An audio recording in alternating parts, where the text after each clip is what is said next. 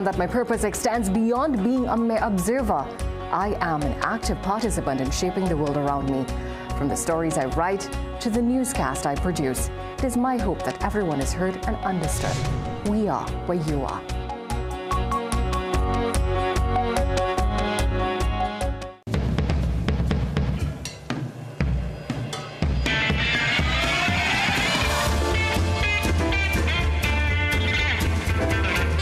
You're watching CNC3.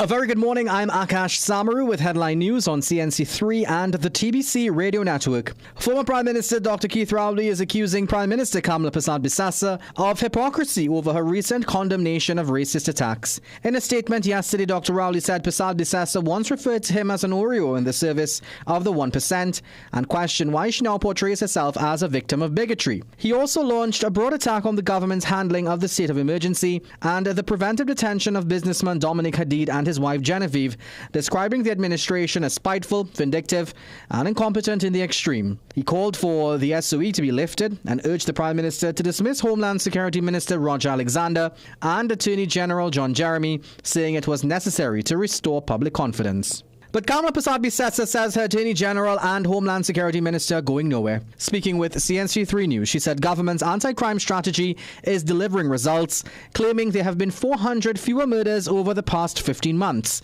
Persad-Bissessar also said serious crimes have fallen by 15% this year, with the largest reductions recorded in communities traditionally considered PNM strongholds. The Prime Minister accused former Prime Minister Dr. Keith Rowley of failing to protect citizens during his time in office.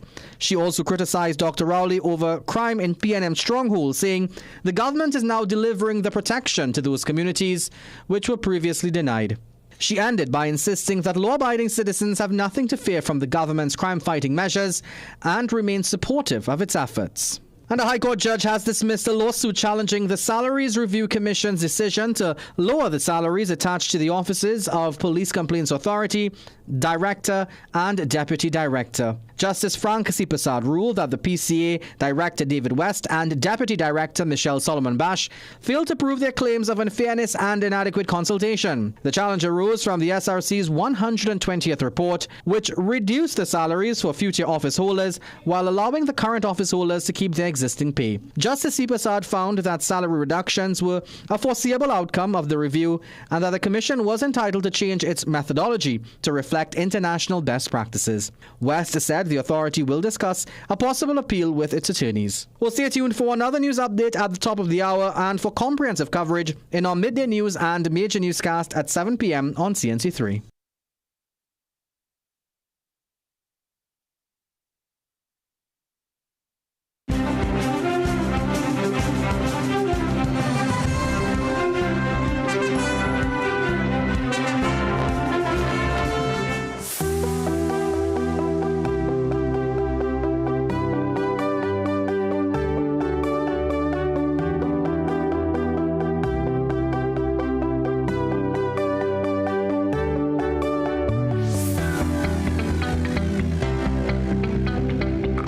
Wednesday morning, Trinidad and Tobago running into your brand new day. Welcome to the Morning Brew. Jason Williams signing on. I'm here with the tremendous team. And we go until 8 a.m. There is lots to unpack. And as per usual, we start things off with a deep look at what's happening via the headline news. Our front page via the Trinidad and Tobago Guardian.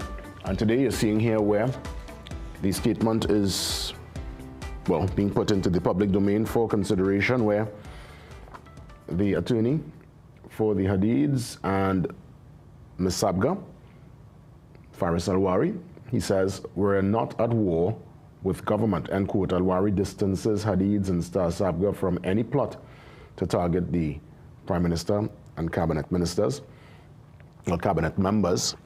Of course, this is in the public domain for contemplation and to bring in the political fallout, or I guess the political ramifications of this particular move. We welcome this morning Dr. Shane Mohammed, political analyst, to treat, as mentioned, with the political impact of the Hadid's and Sabga arrest. You know, with politics, it's about optics, it's about timing.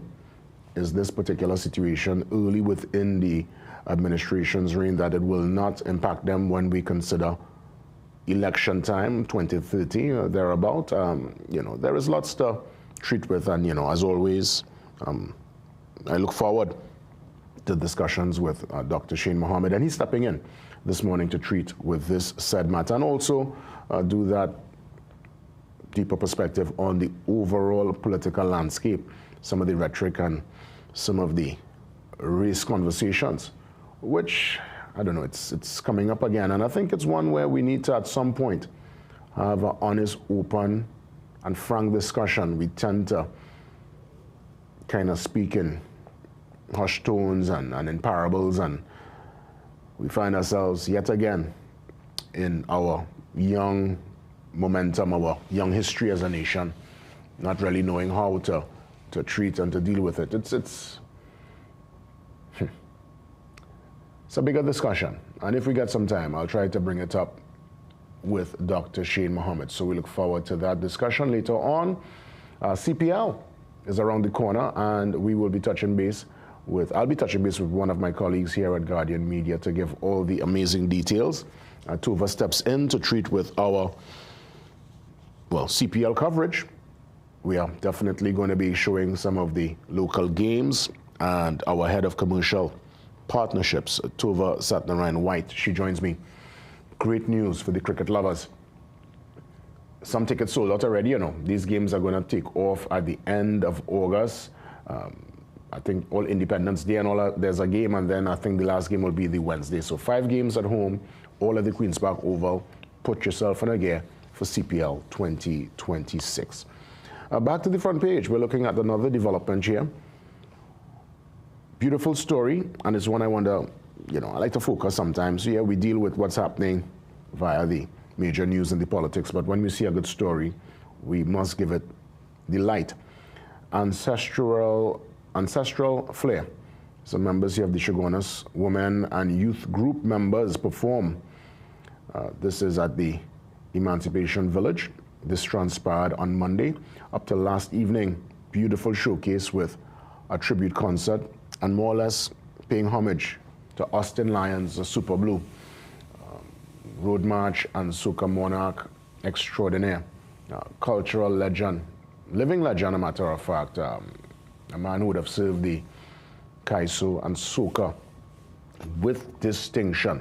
I call him my soca daddy. He's the reason, primarily, you know, I fell in love with the genre, wanted to be part of it, looking at super in the days, and this is not even, this is before Get Something and Wave in the early 90s, in 91. We're talking here, Blue Boy days, Superman and thing, and as a little boy, you're just watching Super on his stage, and you're just in awe of his stage presence, and the fact that he's still with us, he can still perform, all faculties still together, he can remember his lyrics, and I've been able to, you know, over the years, become very close. I have Super's number. When I call him, about 2-3 rings, he will answer. We've had many a great trip together, touring overseas. I've seen him work here at home, abroad. The love is tremendous for Super. And granted, myself and Blaze would have taken the Soca Monarch title with Palance in 2010 when Super had Fantastic Friday. I was in the crowd. I think I worked the show, and I went in. I was hosting the show, I believe I was part of a TV panel. I was involved in some way, not so much on the stage, but I went to the stands in the stadium to take in his performance, and it was the greatest thing I've ever seen as a performer. And in the realm of soca, it was, the place was shaken. The stands were literally shaken. That was one of the greatest performances of our recent history within the soca space. So I'm happy that Emancipation Village had a chance to celebrate Super last evening. Uncle Austin, good morning, and, you know, just, what could we say?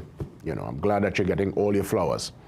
All protocols observed as it relates to the man himself, Austin Lions, Super Blue, celebrated last evening at the Emancipation Village. We are to the back page. The dream is still alive.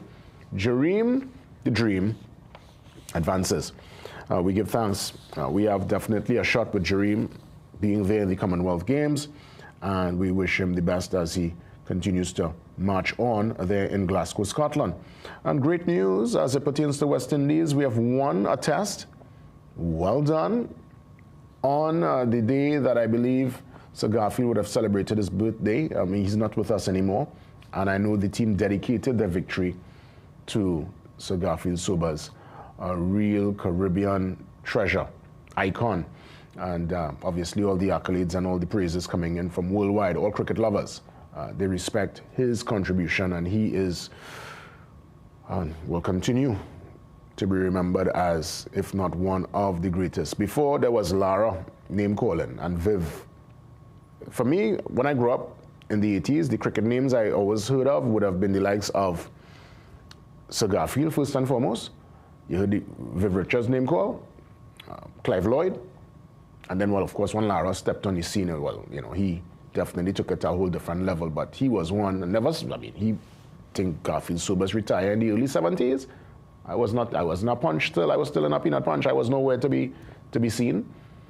But you grow up, you know, these men retire, you come into the world and you realize, oh, certain names call, and then you see the little highlights. Back then, they didn't have internet, you just see the little highlights on TV, and you say, whoa, interesting. This man hit 6'6", way, wow. So, and I met him once, just a hi, you know, a quick meet and greet, and yeah, he's no more, but he had a good innings, 89. So Garfield Sobers, rest in peace, and I know Barbados will give him a king's send-off, indeed. All right, so we've won the test. Well done to the West Indies dedicating their victory to Sir Garfield Sobers. Let's head to the brief on this Wednesday morning. Today, Wednesday, the 29th of July, 2026. A little football action now. Fatima student, Jake, taking a little splash there at Maracas Bay, having a time. That's what, listen, that's what it's about, huh? Take a trip to the beach, have a time, enjoy yourself. So we were talking about the new vessel moving cargo between Trinidad and Tobago up to yesterday. Was having that discussion with Dr. Soifat Angus, political leader of the IDA. Well, to my utmost surprise, and we put this full page so you could see what's happening. There was a little incident, and apparently they were able to work it out. Truckers' quick action prevents tragedy at the Scarborough Port. Apparently, the incident followed an accident due to some technical issues with the ramp. And that's why these testing runs are so important. Remember, they sailed the boat from Trinidad to Tobago, I think Sunday. They came back to Trinidad on Monday, and I guess they're trying to work out the ramp. There was no incident, it was avoided, but you know, obviously when we get into full operational mode, we want no incidents. There's been too many maritime accidents over the last couple of weeks. I don't think we could afford or treat with another one. Yes? With that being said, Dr. Sheen Mohammed steps in, political scientist, to treat with the political landscape and the fallout, or lack thereof, based on the timing of the Hadid's and Sabga arrest. Dr. Sheen Mohammed, he's next.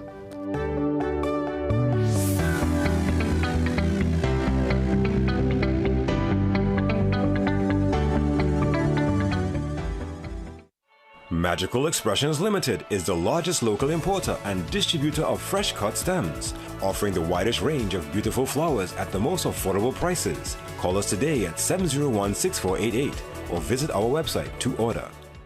Gaming Express Limited is a premium importer and retailer of the highest quality brand name electronics. We stock the widest range of PlayStation, Nintendo Switch, Samsung and Apple devices and accessories.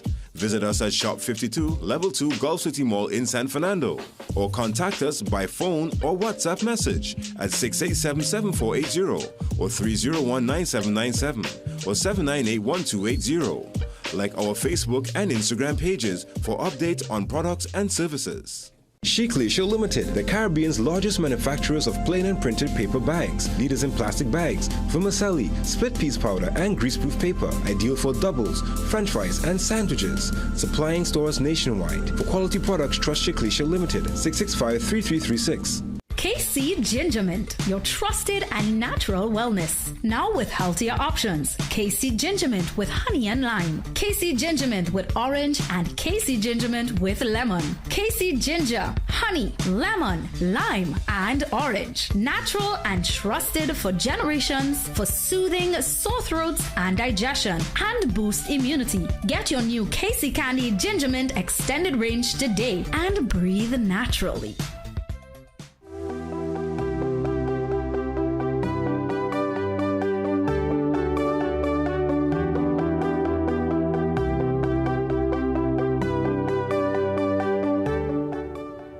As promised, Dr. Sheen Mohammed joins me on the Zoom line. Dr. Mohammed, great to see you. I had a good feeling. I said with all this drama in the space, I know I'll get a chance to unpack some of the layers with you, and I'm glad you're on this morning. Welcome as always. Thanks for the time. Thank you, my friend. Let me ask you, you believe all what's happening, could it affect confidence in the government? Now, politics, it's about timing, it's about optics. It's pretty early in their tenure. So I wonder if this scenario could be a token point as we look towards 2029, 2030, thereabout. You don't know where the next election will call. Obviously, we have seen that the current administration, they go down to the wire. They're not one to do any snap elections and call anything early. But indeed, this particular scenario, as it pertains to the confidence, the way they are viewed, could it impact them? Well, it all depends on what the outcomes in the end looks like, for sure. You don't think the damage is already done? Because, I mean, obviously, yes, there's going to be a court decision, but I know there's lots of public contemplation and circular debate on the current moment and the arrest. The thing about it is, what are people talking about is the question, Jason. Persons are talking about things that may not necessarily be sustainable in terms of carrying a conversation down to the wire. I think, here's what I think we're missing, right? And this is what we need to ask ourselves. I took some blue.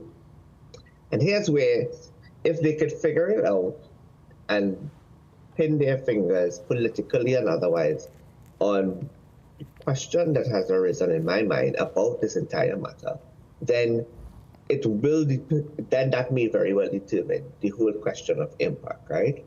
So there's a leak of an audio where somebody out there, somebody in our framework,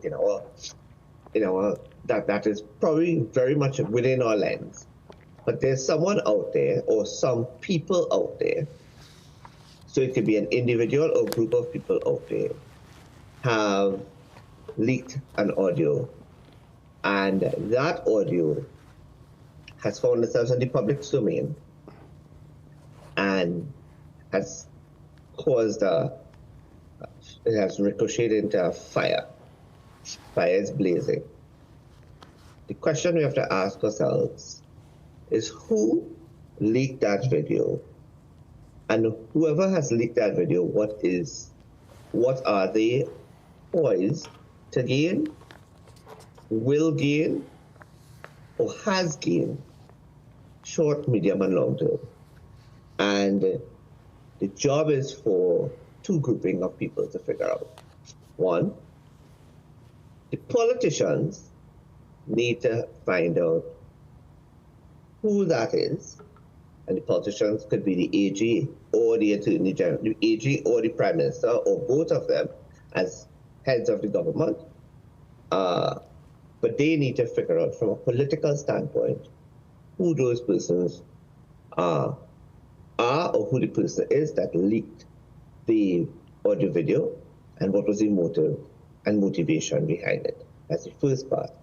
The second part is the police's job. From a legal perspective, the police then has to find out who that culprit is and find out the same questions, but for a different reason. Then we will know the depth of impact and what cannot, may happen from a political outcome perspective. Let me ask you, in terms of the opposition, obviously they're going to use this going forward to, I'm sure, bring up their concerns about the SOE and the PDOs.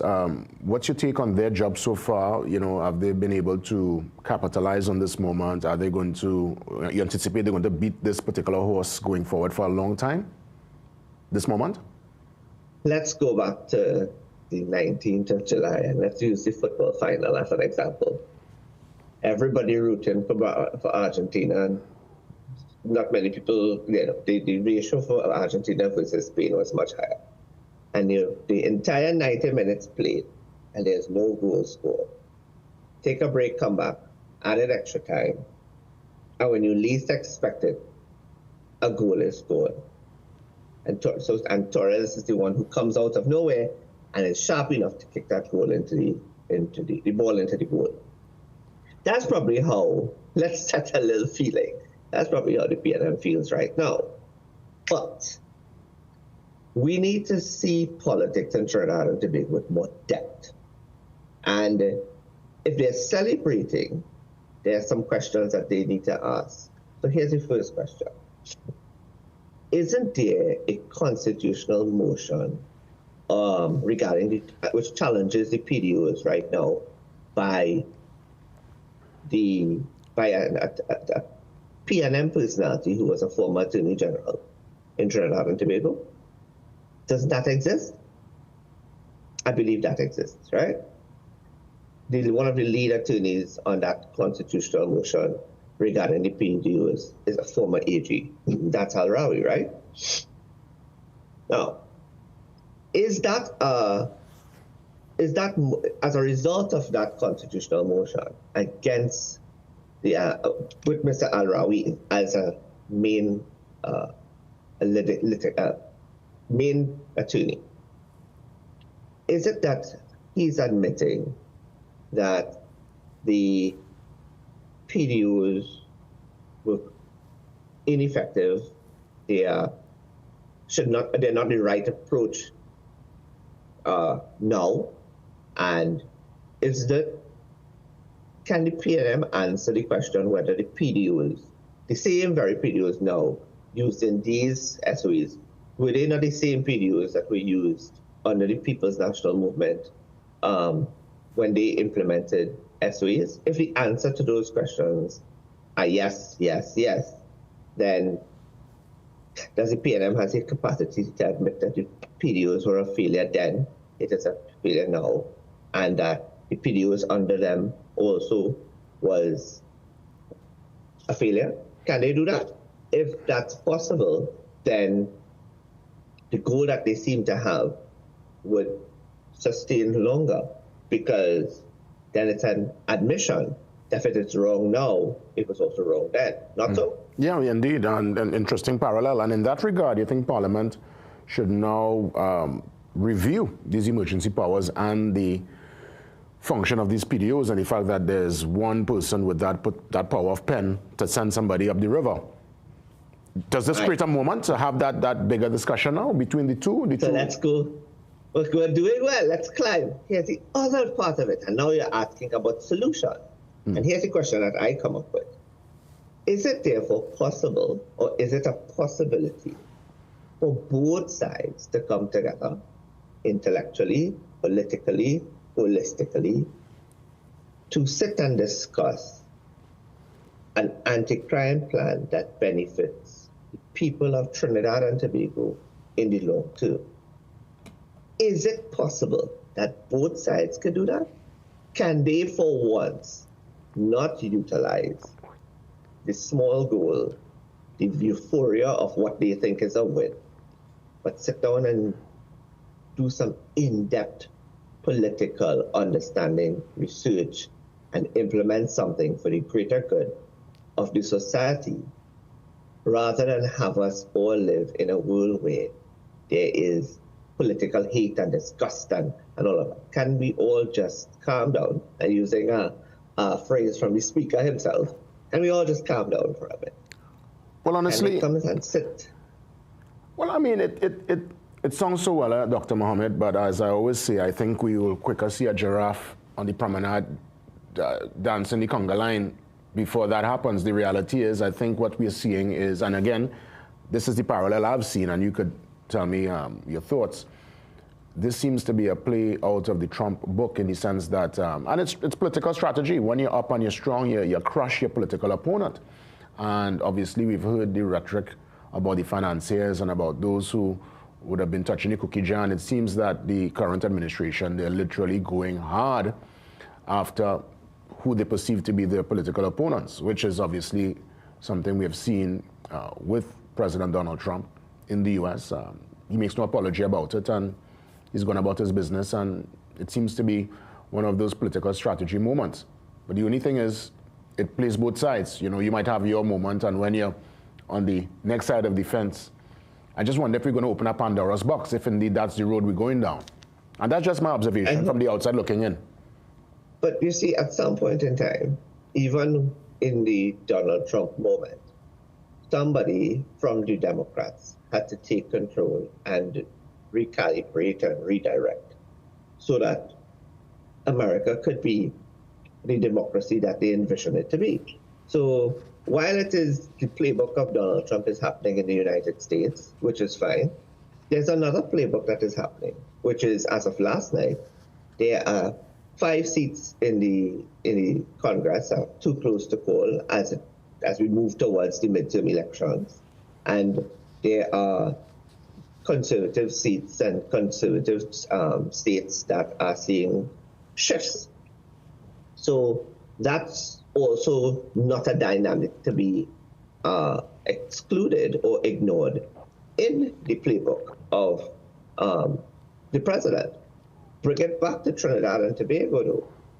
If we are going to only survive in the political cycle on short-term wins, then we're not going to be edifying the society. We're not going to be protecting the society. Our thoughts or ideas or feelings on bipartisanship is foregone then. It's literally, we're just not doing any. So then that makes my job even harder, because then there's nothing for me to discuss from a political science perspective, to just take an observer status and look around and go, you know what? When the animals are fighting, the grass gets trampled on, and I don't want to be the grass right now. So you move out of the way. Yeah. But I remember in a conversation we had, would have been some months ago, you, through your observation and looking at politics from a holistic and global perspective, you said that we have entered the realm of a self-interest kind of politics, and it seems that's playing out in real time. But I just wonder if here in Trinidad, this particular incident, as much as it's up for major public contemplation, many people in the market, in the maxi, in the taxi, people talking all over about this situation. Did it happen at a time so early in their tenure that it will not obviously impact them when election time comes around in 2030? So I want to go back to that original point that I made when we started. You think this have enough legs to rally till then, or by then it might be a 90 memory and we'll say, well, hey, that was something that happened in the, you know, we tend to forget and we tend to just throw things aside here in Trinidad and Tobago. Well, I will say that that's always an advantage, that it has happened early in the term, and that we cannot dismiss the fact that Trinidad and Tobago has a 9-day wonder mind. But the better part of this thing that makes it a much, if it resurfaces and it comes back into the discussion, and depending how long this furor continues, the question that everybody has to ask is, who was the person or persons that leaked the audio, and what was their motive, and what were they poised to gain? And is this all part of a bigger picture that we're missing, and it is done with the intention to achieve the very thing that is achieving right now? Maybe there's more to this that we didn't anticipate from a political perspective, that even the politicians didn't anticipate. It's true. And, then therefore, so we need to ask ourselves, that's what I believe is one of the most important parts of this entire discussion that we are missing. It's easy to see what we hear and what is, what we're discussing, and the obvious pieces, but where, who, Interestingly, Dr. Mohammed, this particular public debate, it's been able to unfortunately, bring to the forefront the elephant that's always been in the room, and that is the concept of political targeting, but more so ethnic tensions. And you're hearing lots of discussion now in the public domain, and obviously with the audio tape, certain language inside there. We know as Trinbagonians, it's not stuff that we use. This whole talk of the quote-unquote 1% and the repercussions of that particular label. I don't even like to call it, honestly, because again, you know, this whole issue of race now is back in the fold, and for some reason, we have an opportunity to address it head on and deal with it, but I think, yet again, we're going to sweep it under the carpet. That's a very good point. But you ever realize that the one time that the whole country tends to run back to that elephant is when they're frustrated or they're vexed about something and they can't take it no more. It's always about that. You always realize that somebody didn't get. There was a disappointment of some sort by some grouping, and that's their first go-to. How are we going to discuss the elephant in the room? Every elephant in the room is as blatant and as disgusting and as everything as we like to say. Then we have to seriously ask ourselves, are we in fact those people? Are we in fact organically racist? And if we are, we should cancel Carnival.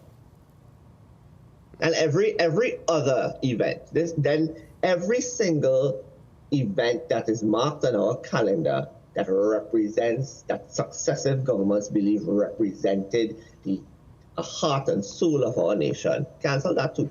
But you notice though, we on the ground, we operate and we see each other through the Trinbago lens. Yes, some people will have their bias and it's identified, and those folks are cast to the side, and you know, people find a way to just move past it. But it's really in the politics that they seem to fan this flame, and I wonder if we could address it without fanning that said flame. And it really bears its ugly head, honestly, in the politics, you know.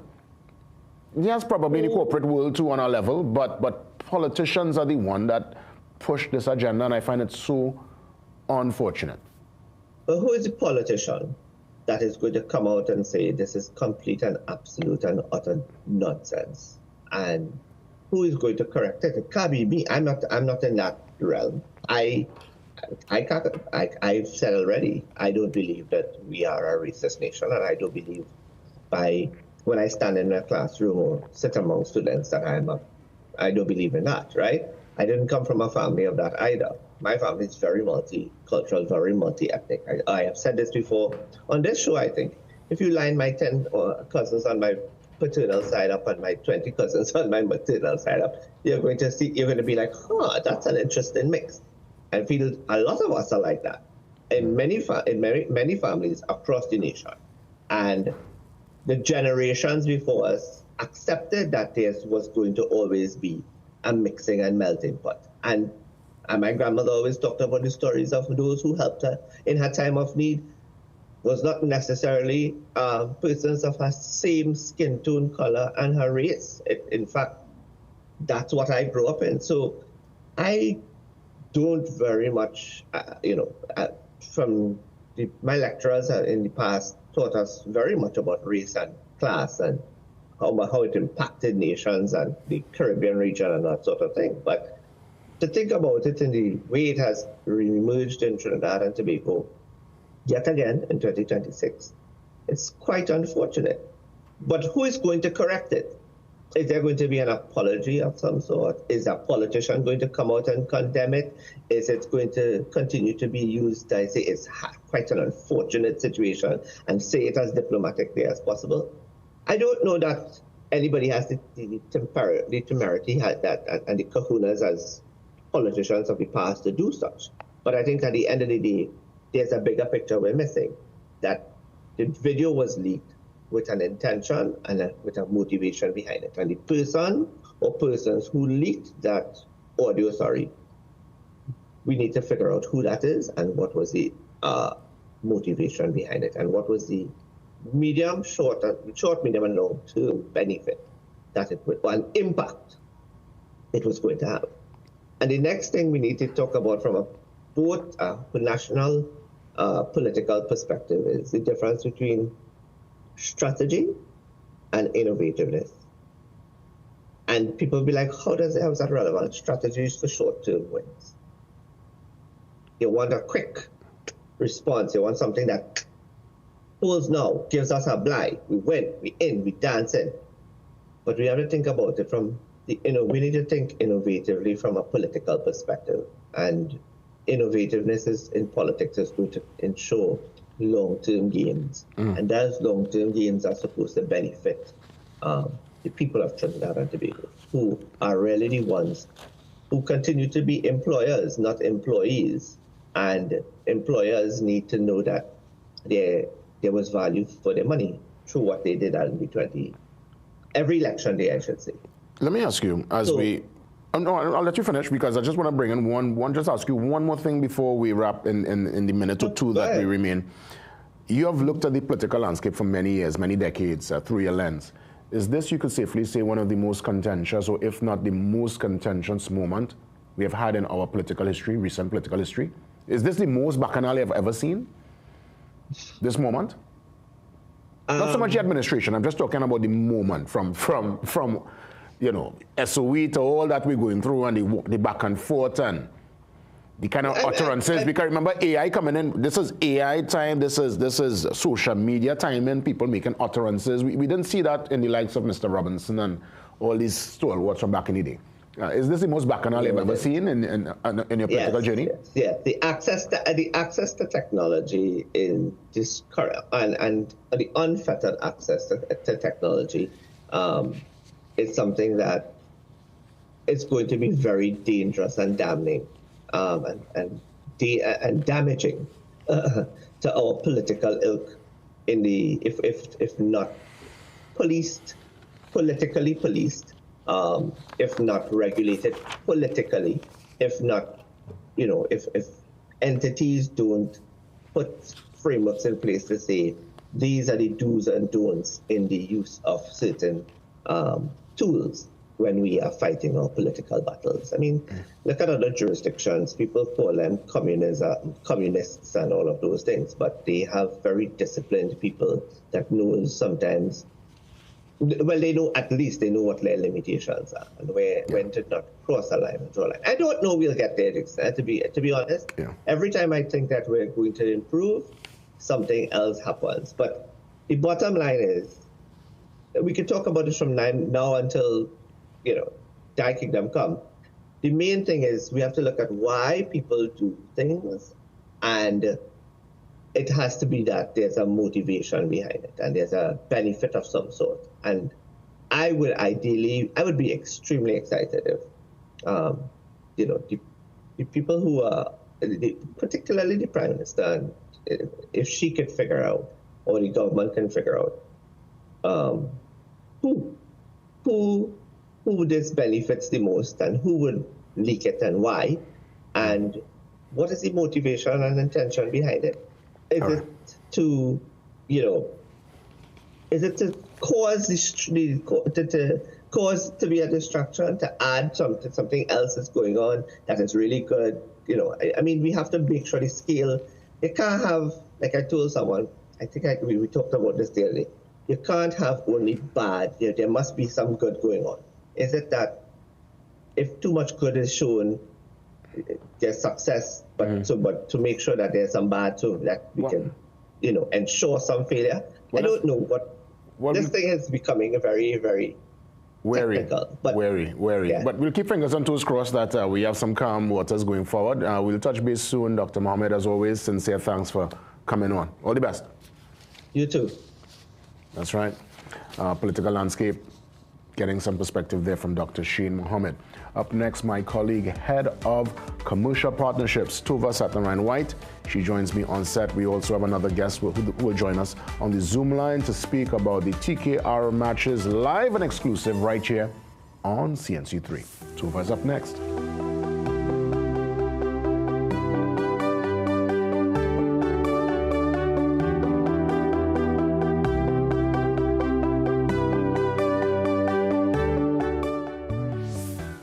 We We are your one-stop, most convenient, most helpful, most caring community pharmacy. Our pharmaceutical services include dispensing medicines, repeat dispensing, clinical governance. But we also have a fully stocked convenience store featuring our refreshment aisle, grocery lane, personal care products, toys, pet supplies. We are most conveniently located out of the traffic, just 2 minutes off the highway in Heartland Plaza in Deva Chaguanas. Contact us on 220-8705 or 470-5938 and visit us soon. Looking for the ultimate gaming experience? Welcome to Phase 22 Gaming Lounge, where gamers of all ages come to play, compete, and have fun. Dive into your favorite games on PlayStation, Nintendo, Xbox, or race on our high-tech racing rigs. And experience the thrill of VR with PlayStation and MetaQuest. Our lounge is safe, comfortable, and perfect for everyone. When you're done, check out the latest gaming systems, accessories, and even Samsung and Apple phones. Visit us on the second floor of Gulf City Mall or call 786-2404 to book your gaming session today.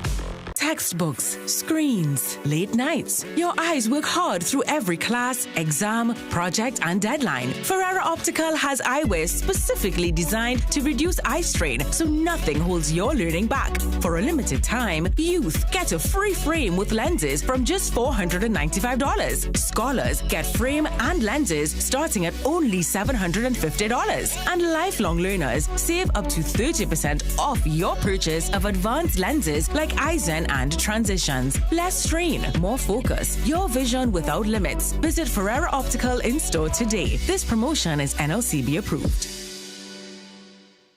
So the younger one complaining that the older one is the favorite one. That is pressure. Always aim to treat your children fairly and impartially and do it consistently. Each child is different and will not learn or understand the same way. Take your time in tense situations to control your emotions and reactions and be mindful of any potential favoritism. Favoritism can lead to resentment and jealousy. At the end of the day, do your best. Share if you found this useful. Like and follow CTA's profiles for more parenting tips.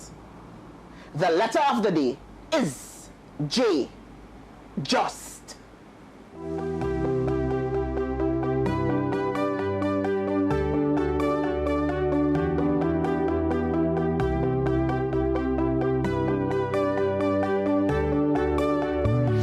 Well, you know, when Tova is here so bright and early on set, you recognize it's some big movements taking place. I'm so happy to announce that the TKR games will be right here at home on CNC3, and Tova was really instrumental in making that happen. So I want to say good morning to my colleague Tova Satin-Ryan-White, Head of Commercial Partnerships here at CNC3. When you're treating with any major promotions, that's the lady right there for radio and TV. Yes? Print as well. Print too, look at that. And digital. And digital. The full gambit. Tova, great to see you. Welcome. Good morning, Jason. Good morning, everyone. And Tova is here with great company because we welcome on the Zoom line the Head of Media, Partnership and Business Development under the CPL banner, Francois Van Keer. Francois, good morning. Good morning. How you doing? Fantastic. Well, I guess Tova, yourself and Francois would have had many a meeting to make this possible. Yes. How excited are you? How happy is the team to bring the CPL back home here to CNC3? I mean, that really is the campaign back home. You know, we've been a part of CPL for a long time, and now to have it back at CNC3 really is amazing for us. The team is excited, our audience is excited. You know, sports is the one thing that drives viewership. It really brings together the advertisers, it brings together the audience, and it works very well for us. So the team is excited. We're happy here at CNC3 to have CPL back with us.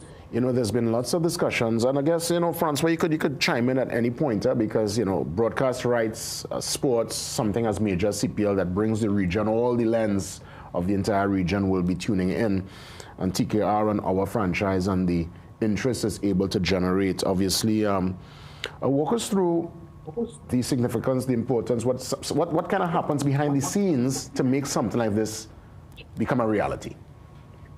Yeah, of course. Well, firstly, thank you for having me. It's great to be here. So, yeah, broadcast for us at CPL is massively important, and it's probably what I spend 90% of my time sort of working on and thinking about. And it's really because, you know, we fill out the stadiums, and it's great to have everyone in there. But if you're not lucky enough to be at the stadium, broadcast is how you see CPL and how fans can engage with our tournament and become part of the action. So our broadcast partners are obviously hugely important because that's how people interact with us and get involved in the cricket. So the presentation, the marketing, the whole atmosphere, the vibe of CPL is what we're all about. And so we work very closely with our partners to make sure that comes across into people's homes. Excellent. Tuva, can you explain exactly what the viewers will experience on CNC3? So on CNC3, we have 39 games for CPL. We're going to share those rights. So we have 39 games. Of that, you will have 25 delayed games. But every TKR match will be live and exclusive on CNC3. So TKR, so the champions are back. We are back with them. These rights will make sure that CNC3 is seen. You can see it freely. It's easily accessible. And as Frankie just said, you can have broadcast rights. You can go to the stadium. But when you fill when you fill the oval with 25,000 people, we have 1.5 million people here wanting that vibe, wanting to feel TKR in their homes. So for us, that's what the experience is going to be. You're also going to get the 4 final matches live. Okay. Those are going to be non-exclusive, but you will get it live on CNC3. So the word exclusive, it's for the TKR games. TKR games. Are we going to get that live in real time? Real time. The delayed games, how long will the delay be? Next day. So you have the next day to involve, but we also have the highlight program so you can catch the action just before, because we know our cricket fans are going to want to see what's happening. Fantastic. Well, I mean, obviously, Francois, you are coordinating all of this. How exciting is it for you and the team? How many make up the team? And, just walk us through some of what your responsibility before and after these matches will entail. Yeah, so obviously, my focus is getting the CPL sort of available to as many people as we can to watch the games. So that's why it's great having that certainty that all TKR games are going to be on CNC3 and that people know that's where to go to watch TKR.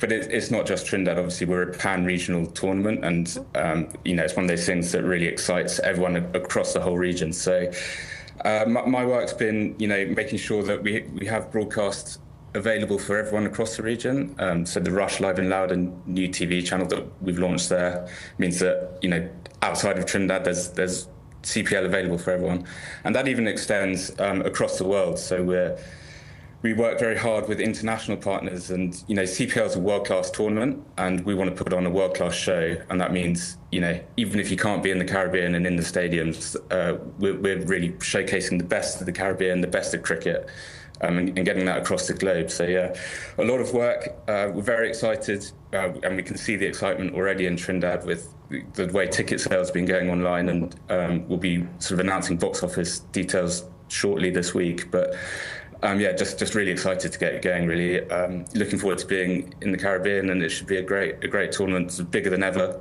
more matches, more TV, more exposure, and it's really about growing the CPL.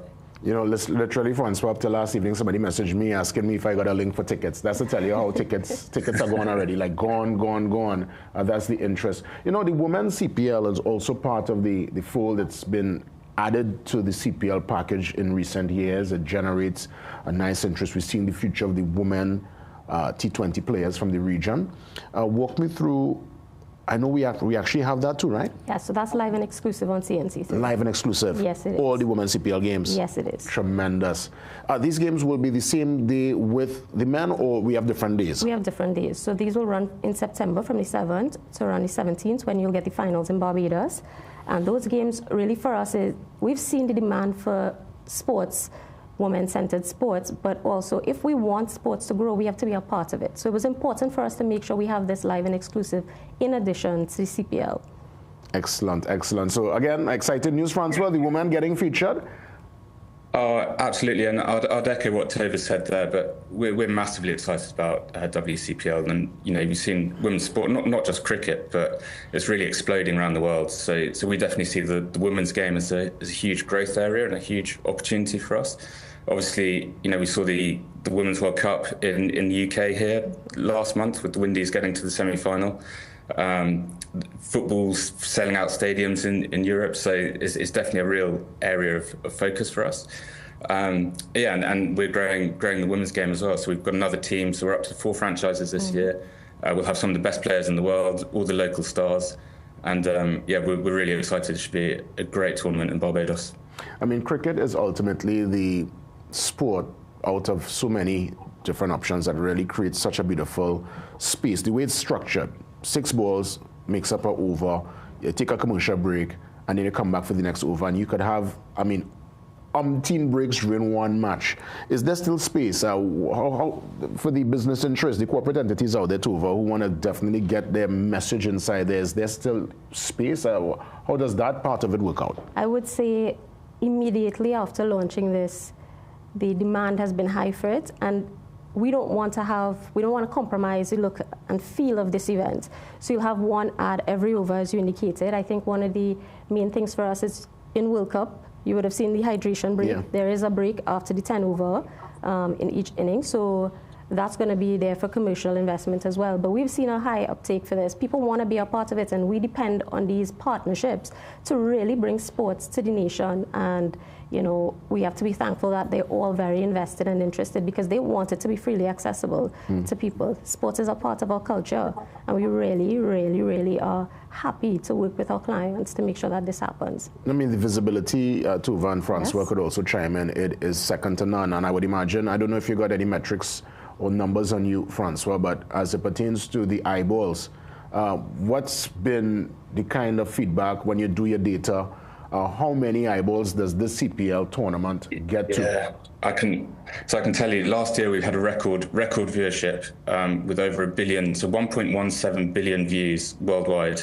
And obviously, that's just mind-blowing numbers, and that's across, all our broadcasts, but then our social media, our YouTube. So yeah, it's pretty staggering. You think the size of it. And with more matches and more partnerships, that's what we want to keep delivering. Wow. I mean, if I'm not mistaken, that seems like more eyeballs than the Super Bowl. For the Super Bowl, they're more like in the 400 million kind of bracket. That's crazy.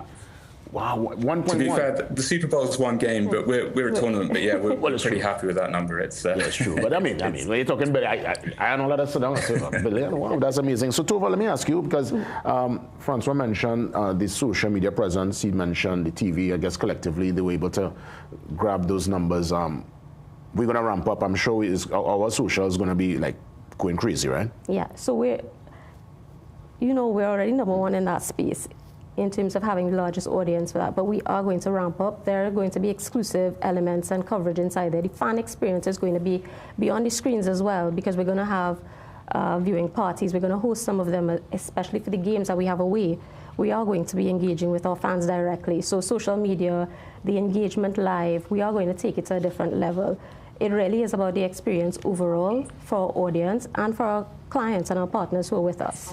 Most of these games will be night games. The games that TKR will be playing from the end of August into early September. And there's 5 games. Yeah. One is going to be on Independence Night, a matter of Independence Night or the day? So it starts at 5 o'clock. So Independence Day is 5 o'clock. 5 o'clock. Yeah. So all of the games, we have 10 TKR games. So you're going to get 10 live and exclusive TKR games with us. 5 of those games would be away games. All of the away games, as well as the finals, we'll be doing viewing parties for, because we want to engage with the audience at that point. We want to bring the action live and direct and really feel what we have inside there. So yeah, those are the games that you're going to see. And all the games are around 7 o'clock, with the exception because it's a public holiday here. Yeah, for Independence Day. Yes. Wow. Listen. Wait to celebrate. Yeah, of course. Let me tell you, Francois, exciting time, CPL around the corner. Can't wait. Anything you want to add as we look to wrap things up this morning? I'd just say we're really excited again to be to be on CNC3, back on CNC3, and we're looking forward to what should be an amazing tournament. So yeah, I'd urge everyone to get a ticket if you can, and if not, tune in. And I can't wait for it all to begin. Francois Van Keer, Head of Media Partnerships and Business Development for CPL. Tova, you have the final say? I have the final say. That's great. So we just want everybody to enjoy it. We want people to feel the energy. We want to feel the vibe. We always say CPL is the biggest party in sports, and that's what we're bringing. We're bringing that home to you. We have, yes, there are tickets on sale, but we do have this live and exclusive. We want everybody to enjoy it. Just feel it.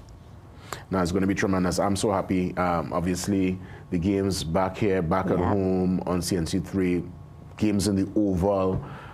Listen, can't wait. CPL, we look forward. That's a must every single year. All the best, guys, and we'll have a nice one. We'll have a toast at the Queen's Park Oval. Thanks, Jason. All the best, guys. Thanks a lot. Tova and Francois touching base. So you heard it. It's all happening right here on CNC3, and our social media will definitely give you all the intimate details. So stay tuned. We take the pause and come back and get ready for the 7 a.m. news update. See you soon.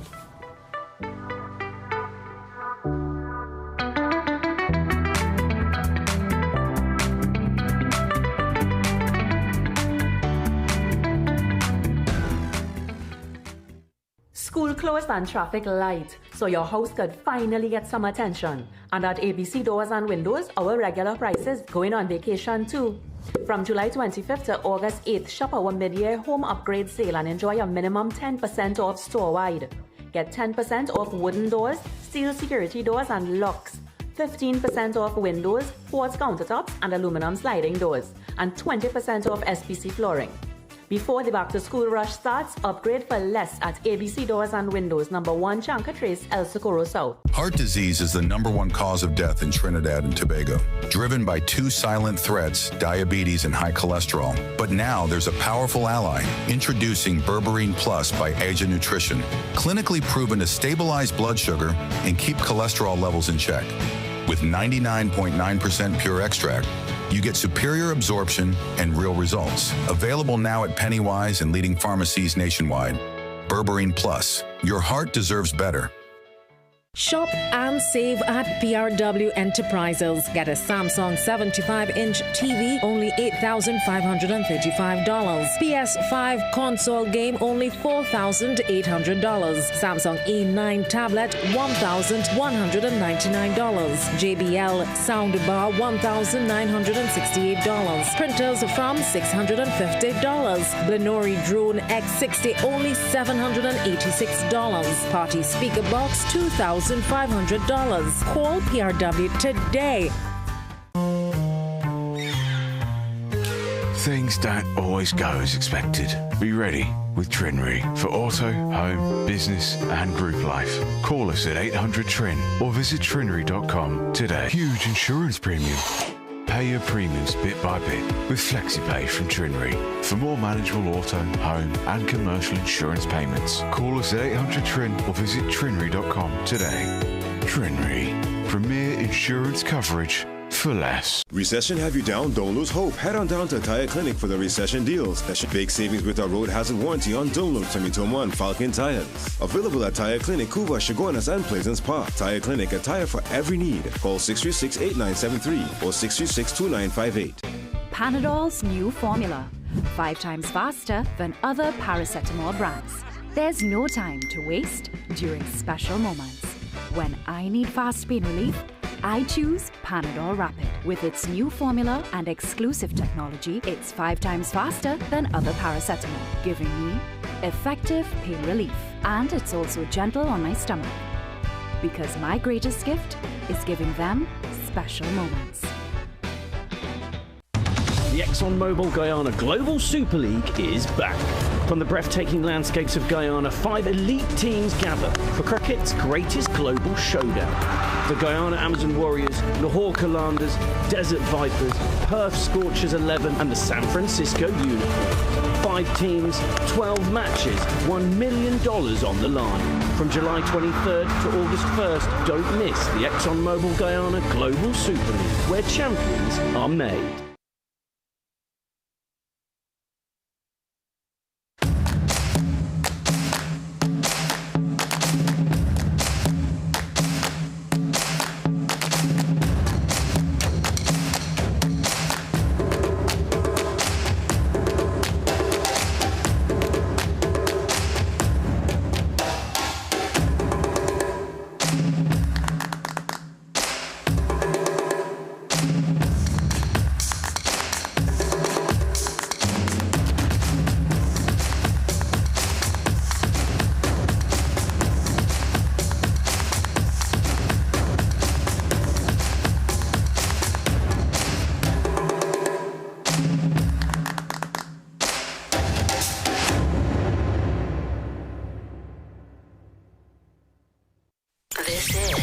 This is more than just music. This is where you find the best of TNT.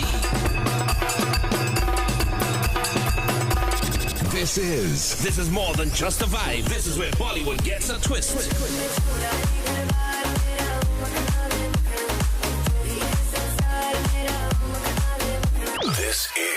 This is more than just energy. This is Bhangra and indie pop too.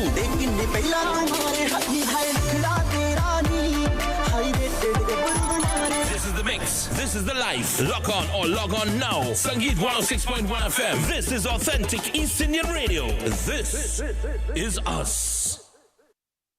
Time check. Brought to you by the Central Bank and the National Financial Literacy Program.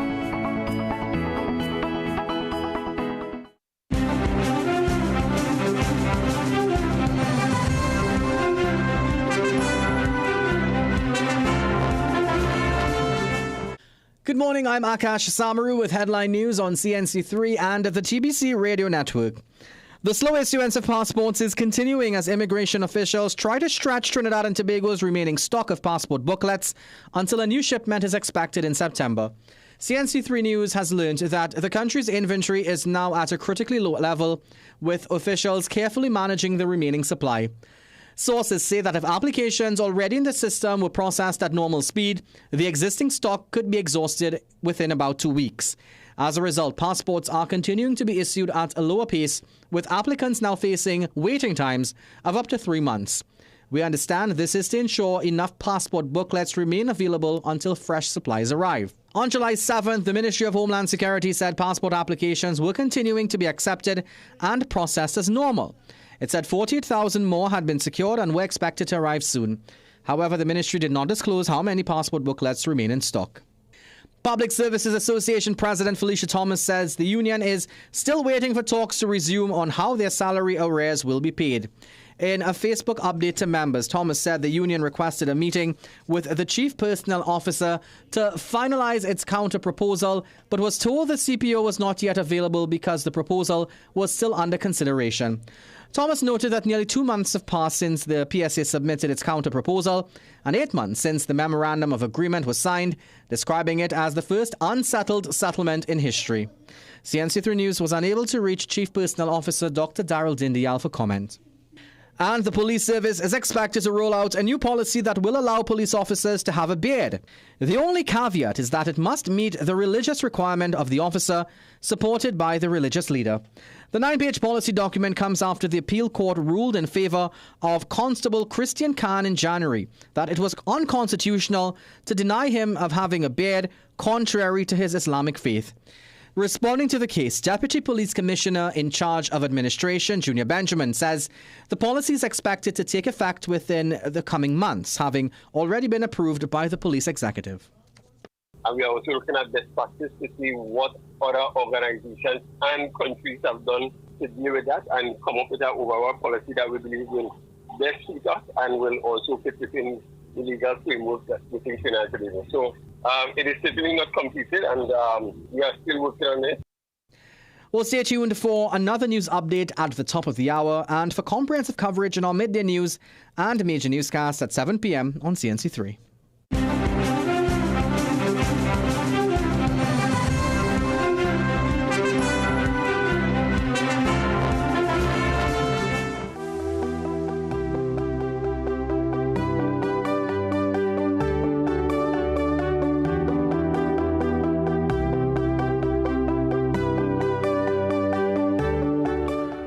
Welcome back. It's your second hour for today, Wednesday, and lots to unpack. Obviously, we had an exciting first hour. CNC3, the home for the TKR home games inside the CPL, and we had a little political landscape analysis from Dr. Shane Mohammed. Here is where I sit, relax, and take in your commentary. Open forum, your life. Good morning. Shagona, this morning. Pleasant, good morning, Jason. Welcome, welcome. All right, Jason, here's what. I would like to say, relevant to all the police officers who working outside there, I am sure that there are a lot of them who do their best, right, and giving a fair enough effort, right? But I cannot understand that for some reason we are that a lot of officers not coming to work, right? But yet they have time, right? So go on moonlight or other places. Things that not put onto the work. I wanted to ask a question to Owe Russell, right? But seeing that he's not there right now, right? I'm sure you might get the message, right? Yet they have a lot of time to go on moonlight, right? And I'll tell you something. A lot of these places, right, that have rollers, right? One of my workers came to me last night and told me, wait, what is it to him? All right? Now, nobody forced him to go there. Nobody put a gun there and asked him to go there. But really and truly, if it is these things are eliminated from society, we'll have a much better society, Jason, a much more progressive society. Too much of people, right, every day only studying what they could win, right? What they could win, what the mark under, what this, what that. There's nobody going to work. Understand what I'm saying, Jason? Well, I'm gonna put I put a note in the moonlighting, so I'll definitely bring that up tomorrow when he steps in for the police on you. I'll bring it up tomorrow. We was a much more progressive society. We was a much more productive society before it had this evil roulette coming into the place. Listen, imagine the young fella didn't have money to go home, right? And that was on my mind all night, Jason. And let me tell you something, Jason. These things need to be addressed. Because if it is not a government, any government, right, calling out the present government right now, if they are seeing that certain things are ruining society, they need to take it away or bring in the necessary measures to help take it away. Yes, that is my contribution, because what I want for myself, I want for everybody. Take it easy, man. Thanks for touching base. I'll bring up the moonlighting tomorrow, because it's always one I've been wanting to ask, actually. So thanks for that reminder, and I've taken a note. Let's head now to Freeport. Good morning. Good morning. All right, so 624-8721, 624-8721, 627-8658. Kuva is standing by. Good morning. Hello? Yes, good morning, Kuva. Good morning. I have an issue with my pension here. I don't know if you want to entertain me. Let me know what's going on now. You're not receiving it? What's going on? I applied since last year, August. I met all the requirements. Everything was above board. I was paid the home visit. I followed the audit form. And I keep checking and nothing is really happening. It's very frustrating. August, you say last year, no? You know, August is in a couple of days. That's a year? Yeah, and nothing is happening. It's about, but since May last year I applied. And I met all the requirements, everything was above board, but I don't know what is the issue. Why they're not progressing further?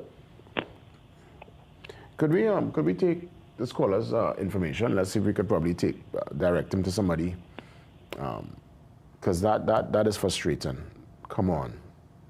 So my question is, I guess we're going to take his information. I'm trying to figure out, how does someone survive? How does someone, if you're not getting your pension, if all this delay to receive what is rightfully yours, what happens in the interim? That's my question. We have his information, right? Just take a number from him, right? Next caller, welcome. JW. Hey, Diego Martin, long time. I see you on vacation. I see you going up north. No, the way she bonus, this hug that line every morning. I just be dialing my fingers off. Anyway, I thank God I got on. Lord, let me tell you, see Shogunas, I listened to him yesterday. If the Prime Minister meet Shogunas and tell him, I am Jesus Christ, he will say, yes, ma'am. Oh, my God, this man is something. Anyway, let's move on.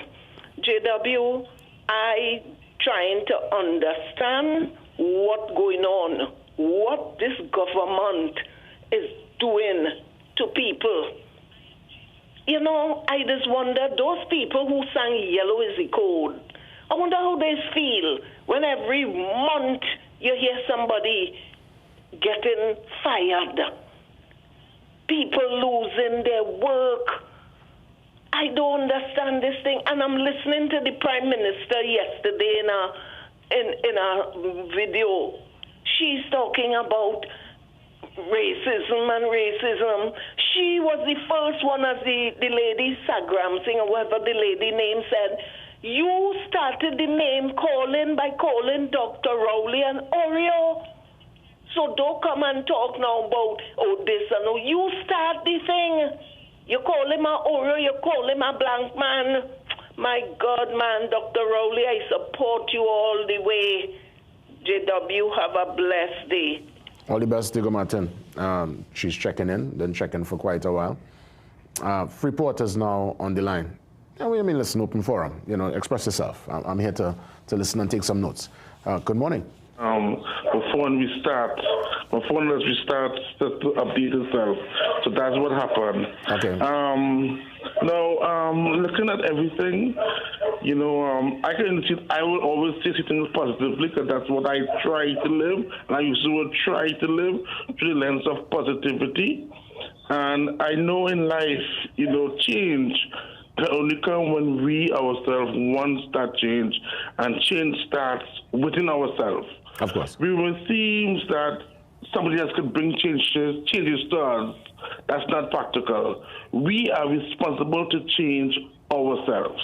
It starts first with us. And once we want that change as a country, holistically change will come.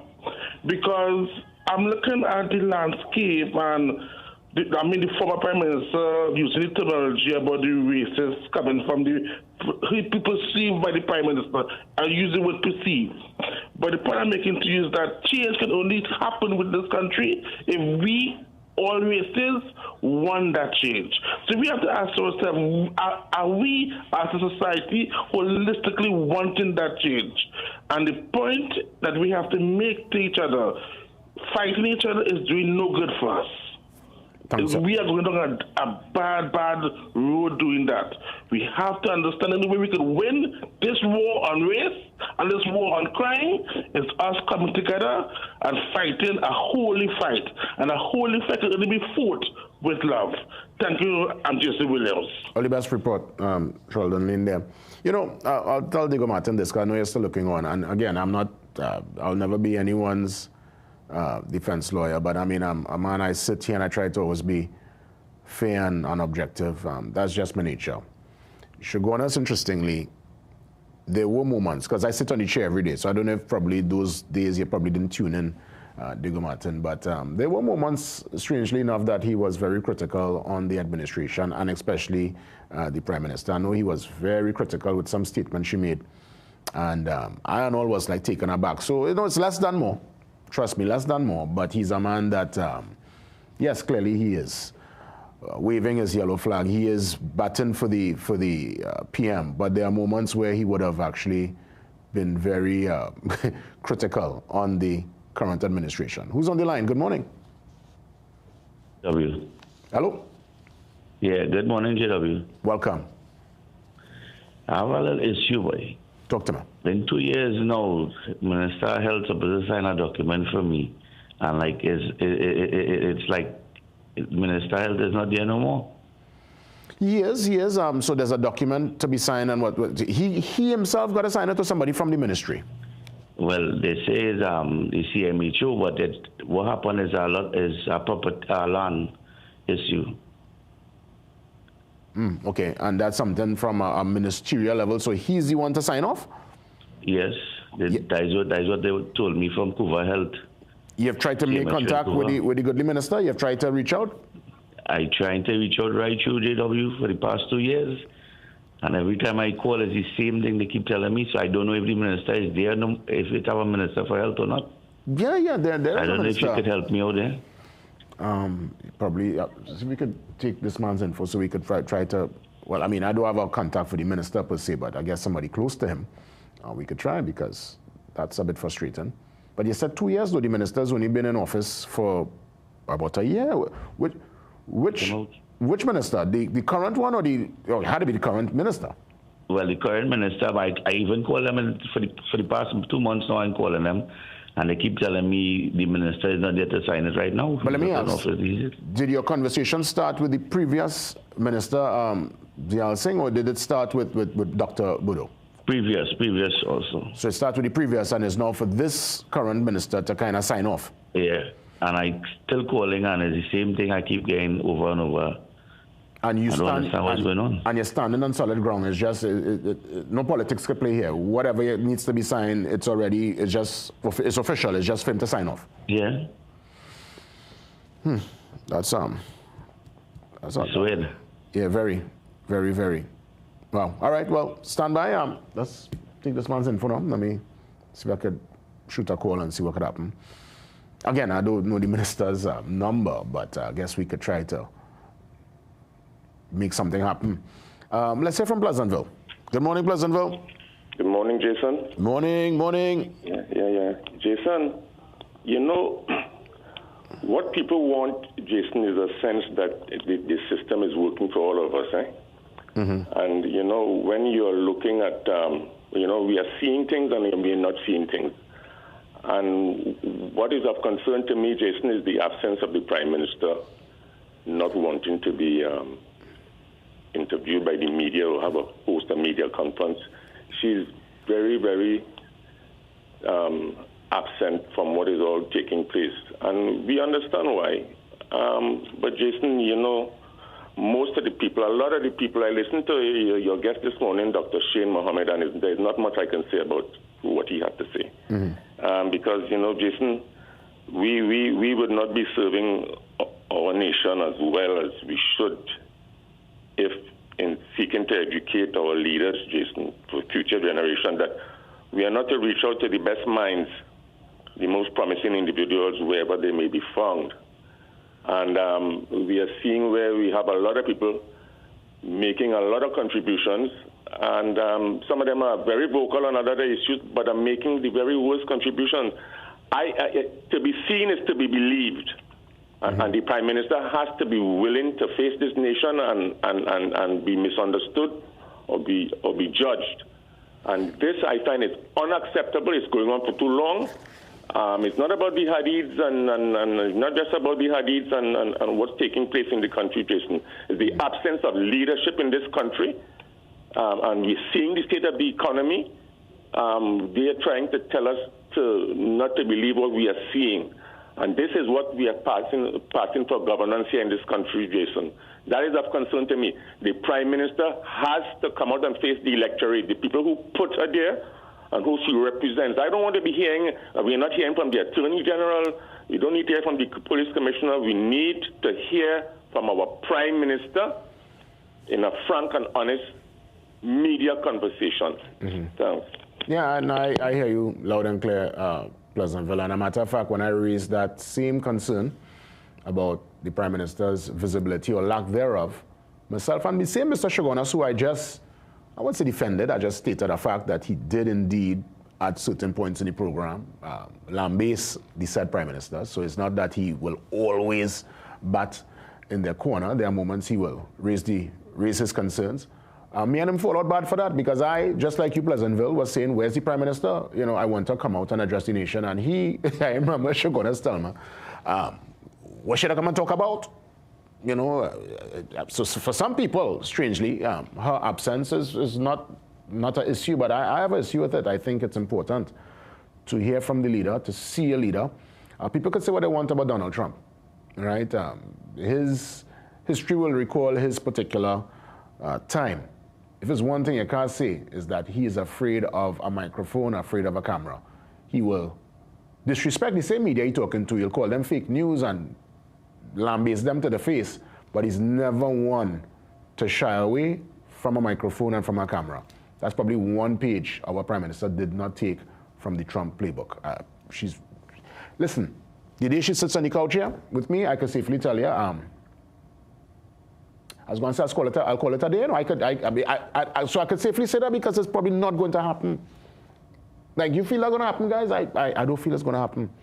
And strange enough, it did not happen with the last Prime Minister, but I have a reason I know why he didn't want to come to the program. I don't think he really wanted to sit and have a conversation with me, you're not too sure how well, so that's a different discussion for a different day. So the former did not come, and the current, I don't anticipate them coming. It's sad, These are folks that need to come and talk and let us know what's happening. Hey, let's take a pause. Let's head across to our weather update. See what's happening via Saguni with the weather report. Saguni, good morning.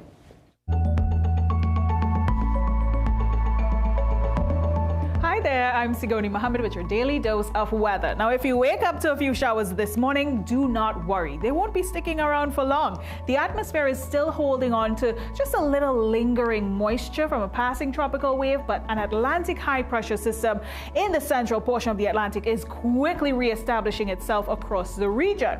So it's bringing a return to more settled weather. That means a few early morning showers are possible before drier air gradually moves in, allowing for plenty of sunshine through the rest of the day.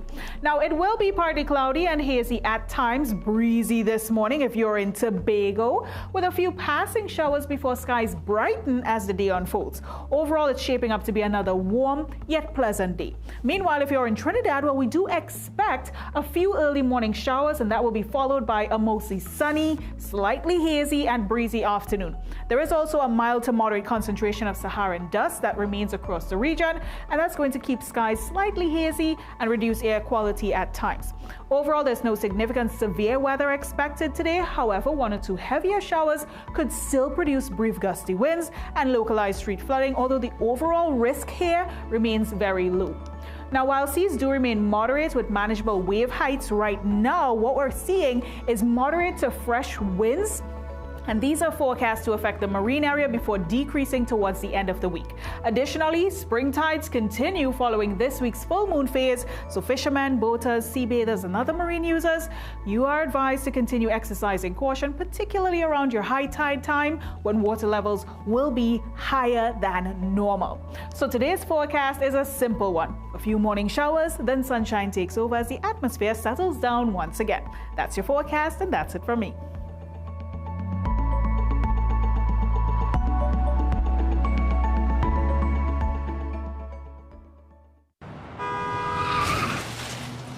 Everybody only worrying. Never ever worry. Don't mind how things looking hard.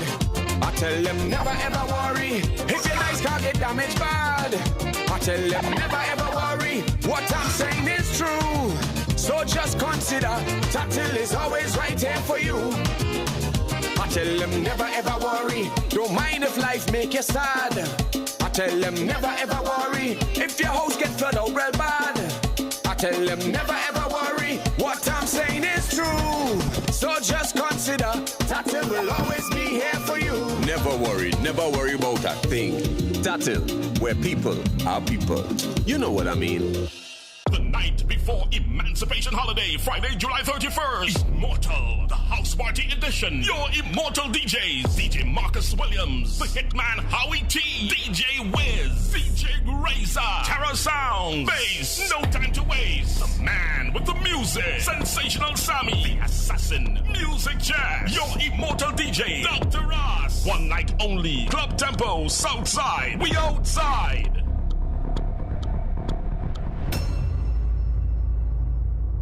Eastgate's Mall. Are you ready? The Spellbound Caravan is rolling in with an afternoon packed with action, excitement, and family fun. Round up the crew, tackle the Hive of 5 challenge, race against the clock, and prove you've got what it takes to come out on top. The excitement continues with interactive experiences by the Ministry of Planning, Economic Affairs, and Development. Meet your favorite Spellbound hosts. Strike a pose at our photo stations. Then score fantastic prizes and giveaways from our sponsors. Catch all the action on Saturday, August 8th, 1 p.m. to 6 p.m. at Eastgate's Mall. See you there.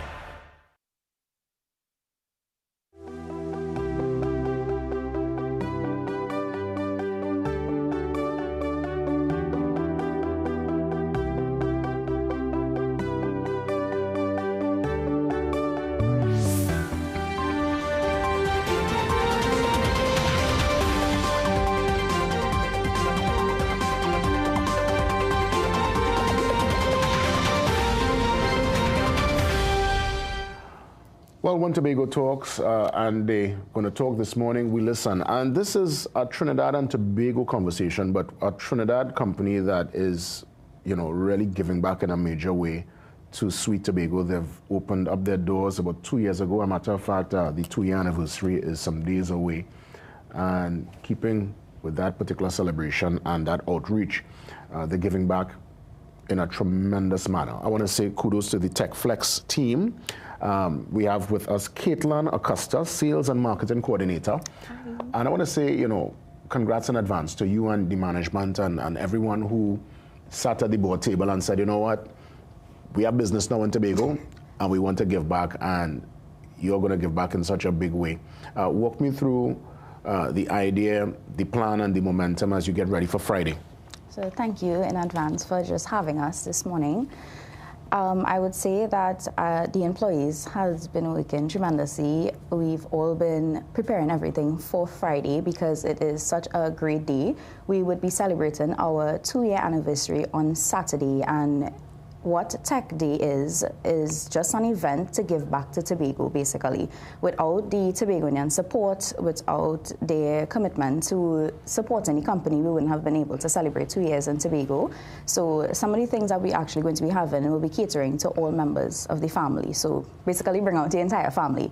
We'll be having bouncy castle, free eats, drinks. We'll be having even a gaming section. So all of the popular games that everyone is accustomed to playing, you can get to play it for free. They're accessible at the event itself. We know that school starting back in September, so we want people to bring out their tech. Say, for example, you have old stuff sitting at home, laptops, computers, desktops, so forth. Bring it out to the event. You could trade it in, you could get cash on the day, or you could even trade it in for store credit itself and upgrade with a laptop we have in the store. We have brand new laptops, refurbished laptops available, and we're also doing free diagnostics and servicing on the day. You could book an appointment in advance, that way it would hold up the wait time. We don't want people to come and there's a long rush, long line, and then again to partake in the other activities. So when you book the appointment, you could get to come in, you have your allotted time slot, and you're not obligated to fix the device on the day. Once you know what the issue is, you can come and fix it at any other point. We're also doing free servicing as well for all laptops and desktops on the day itself. Well done. And again, it's all part of the TechFlex, I would imagine, limited, the business ethos to give back. Because here it is. The business started in Trinidad. You all have you've been able to expand in Tobago. Wilson Road, right? Yes, correct. That's right in the heart of Scarborough. And clearly, I guess, looking at the landscape, recognizing that, you know what, we could contribute. Again, kudos. And I recognize that from what I'm seeing, you all are actually going to help out 2 schools in the rural areas. Yes. How you all came up with deciding which schools? Well, I wasn't a part of the process in terms of deciding, but I know that they visited multiple different schools in Tobago to see which one would have needed that assistance. And pertaining the outfits in the 2 schools, we're actually looking for donations from companies, just laptops, desktops, ICT equipment that they want to recycle, that they're able to donate, so that we could be able to outfit the schools. So we're actually looking out for that currently. Excellent. Excellent. So Tech Day 2026, where people could come and bring the computer, bring the laptop, is it happening in store? What's the location for the celebration on Friday? So it's Wilson Road, Scarborough. So a popular landmark would probably be the ferry. As soon as you come off the ferry, right by where KFC is, you come straight up the street. It has a huge parking lot, so we'll be using all of that space for the bouncy castle and everything, and the store is right there located. Excellent. So for those hearing about TechFlex, clearly it's a tech company. What's the full scope of services and products you all offer? So it will be difficult to give a full scope because I think we offer everything tech-based. And what I love the most about us is that if we don't have something available, actively available in the store, we would try to find all means and ways to be able to access it for the customers. So we've been in operation for over the past 10 years in Trinidad and 2 years in Tobago. And one of our main objectives is to ensure that everybody has access to affordable technology, which is why we focus in so much on refurbished options. Down to, especially during back to school time now, down to primary school students is needing a laptop on their book list. So we have brand new laptops available, we have desktops, gaming equipment, accessories, full desktop combos, full laptop combos. What else? You have smartphones though? Yes, we do have phones as well. We just do repairs. We have an entire fix-it lab equipped with technicians that are able to do repairs, diagnostics on the spot. We have a cafe available upstairs where you can get snacks, drinks. We have a conference room. We have an event space that you're able to rent out. It's just a whole scope. We offer so much. And I believe, honestly, being in Tobago, and Tobago is a place where it's a place when Tobago supports you and you support Tobago, that's the sweet spot right there. And I want to mention, I was explaining all these things in terms of the event space. This is for Trinidad. But for Tobago itself, everything that we have available in Trinidad in terms of the products and services is equally available in Tobago. Yeah. And the best part is amazing service. No, of course. And as I say, trust me, Caitlin, when it comes to Tobago love you and they support you, they're there with you, and it's good that you've recognized, we can use some of what we have here, the resources, the expertise, and to put the focus on the children too important. So the two schools that are being focused on, primary schools? Yes, I believe so. Primary and I think secondary. So one primary, one secondary, and you said in rural part of the island, very important. So tell me, in terms of the Tobago staff, you've had a chance to meet them. Is it people from the Isle, from Tobago? What's the whole energy within that particular office there on Wilson Road? I actually had the delight of training them. They are wonderful, and one of our top things about TechFlex is the service. And I'm so proud to actually work for a company that stands on great service. It makes you very confident to sell and do what you have to do because you know that the company would do the right thing. So the Tobago staff is amazing. They're so fun, they're jolly, they just all around amazing people, and I'm very excited for the day of the event so that everyone could get to meet them and interact with them. They are from Tobago as well. The way you've described the TechFlex Limited, I think, Caitlin, you'll see people not only coming with laptop to fix, I think people might come with a resume, You have made people excited. People might be like, hey, could I work at TechFlex, They just comment it all over social media all the time. Sometimes I might go out to events and they would actually give me their resume. Let's put some of the information out there where we can go online to just get more details as we wrap things up this morning. Right. So what you could do for any information, you could WhatsApp us at 294-3539. You could even call into the direct line, 235-4919. We're well known on social media, so you can message us on any of our social media platforms and you would get an active response for the location, where it is, what's available, what you could come with, what you could bring. So you could just reach out to us on any of our platforms. Even if it's the Trinidad platform, the Tobago platform, it doesn't even matter. We're here to help. Sales and marketing coordinator, speaking with such excitement. You could feel the passion of this particular project and the just the work ethos and the whole overall ideology and spirit within the TechFlex Limited team for their Tech Day. It's going to be a tremendous success, giving back to Sweet Tobago. What a great initiative. Caitlin, all the best. Thank you so much for having us. Indeed, a pleasure. Up next, Dr. Catherine Minto-Bain, TTIVF, and we're dealing with egg freezing question and answers. The doc is in the building.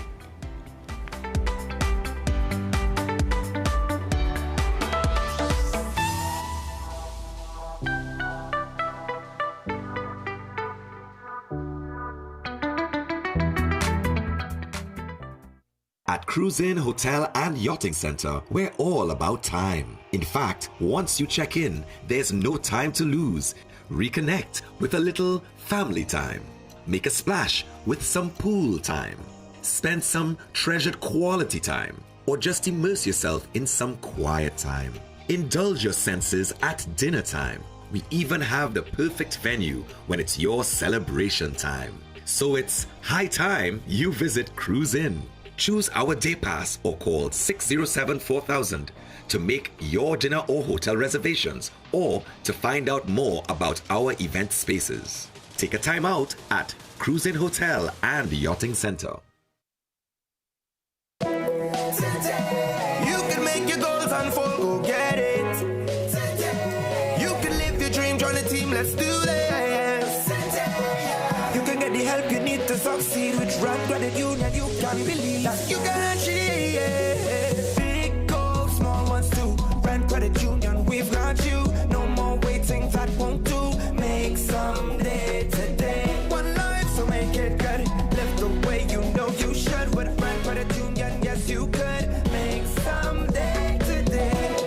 your best life today with Rand Credit Union. Calling all filmmakers, producers, content creators, influencers, and recording artists. If you're looking to rent a versatile studio space with green screen, video wall, cyclorama, and more, look no further. GM Labs is here to make your dreams a reality. Located in the heart of Port of Spain on St. Vincent Street, GM Labs is your one-stop shop for all your creative needs with over 2,800 square feet to work with. Take your creative concept to the final product at GM Labs. Give us a call or WhatsApp or message us on our Instagram and Facebook pages at GM Labs TT.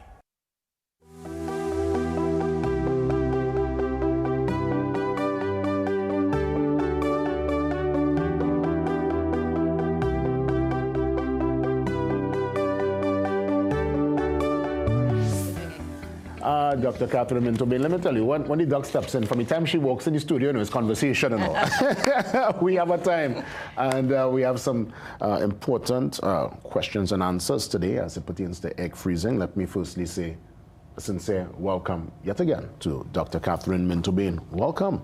JW, you know, it's always my joy to be on your show. I look forward to my Wednesday mornings with you. I really do. Me too, you know, let me tell you, other than the energy and the camaraderie and the great conversations, it's a big learning curve for me. I'm the kind of person, when we have an alignment, any kind of questions and IVF come up, I'll be like, hey. As mentioned by Dr. Catherine Minto-Bain, right? So let's check with the egg discussion. Is it something that is a little more common now in Trinidad and Tobago, egg freezing? It is. Actually, if we look worldwide, it's gone up about 4 times in the last 5 years or so. I mean, 15 years ago, very few women would come along saying, hey, I'm young, I think I might like to egg freeze, not sure I want kids right now. And that's gone up. So the numbers worldwide are definitely gone up 4 times. I don't think people know much about it here. So we are getting a lot more inquiries. People come talk about it. And we've probably doubled the number of egg freeze cycles that we're doing for young women for social reasons. Well, and I want you to elaborate on the reasons why you think ultimately more women are choosing to freeze their eggs. I think women know they have choice. And they know it's available. It's a very safe treatment these days. It used to be research. It's now really run-of-the-mill. We can freeze eggs very easily. Women have got a lot more information at their fingertips. And they realize, you know, hey, number one, I've got contraception, so I can protect myself from pregnancy until I'm ready. That's great for women. It means that you can control life. You can plan your family. And then a lot of women in their 20s, which is when we're designed to be having our babies, that's when you have most of your good eggs. A lot of women in their 20s aren't ready, don't have the money. It's expensive to have kids these days, aren't with the guy they want to have children with, aren't in the job where they feel they want. There's so many reasons. So women realize they can take some control. How does a woman know, or I guess figure out that she's a good candidate? I would imagine she will have to do medical or something? How does one know that, hey, you know what, okay, the option is there, but it's the right fit for me? Someone is a good candidate to egg freeze if they're relatively young. There isn't a test that says, hey, you've got great eggs and you're going to be fertile until your 40s. There just isn't that test. We've got a test that tells us roughly how many eggs you have, but it actually doesn't tell you whether you're going to get pregnant with those eggs or not. So there's the amount of eggs you have. That's what a blood test, the AMH, tells you. And then there's how good are your eggs to make a baby. And that's what we don't have a test for. But age is the key factor. Biology. Most women in their 20s have good eggs that will make a baby every 3rd month.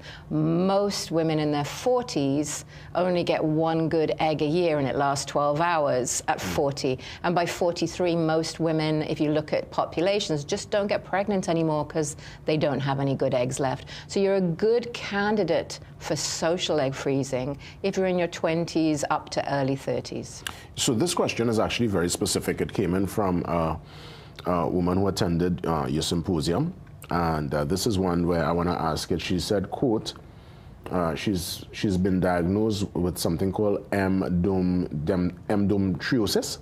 Okay, let's practice this. Endometriosis, and we call it endometriosis. Endometriosis.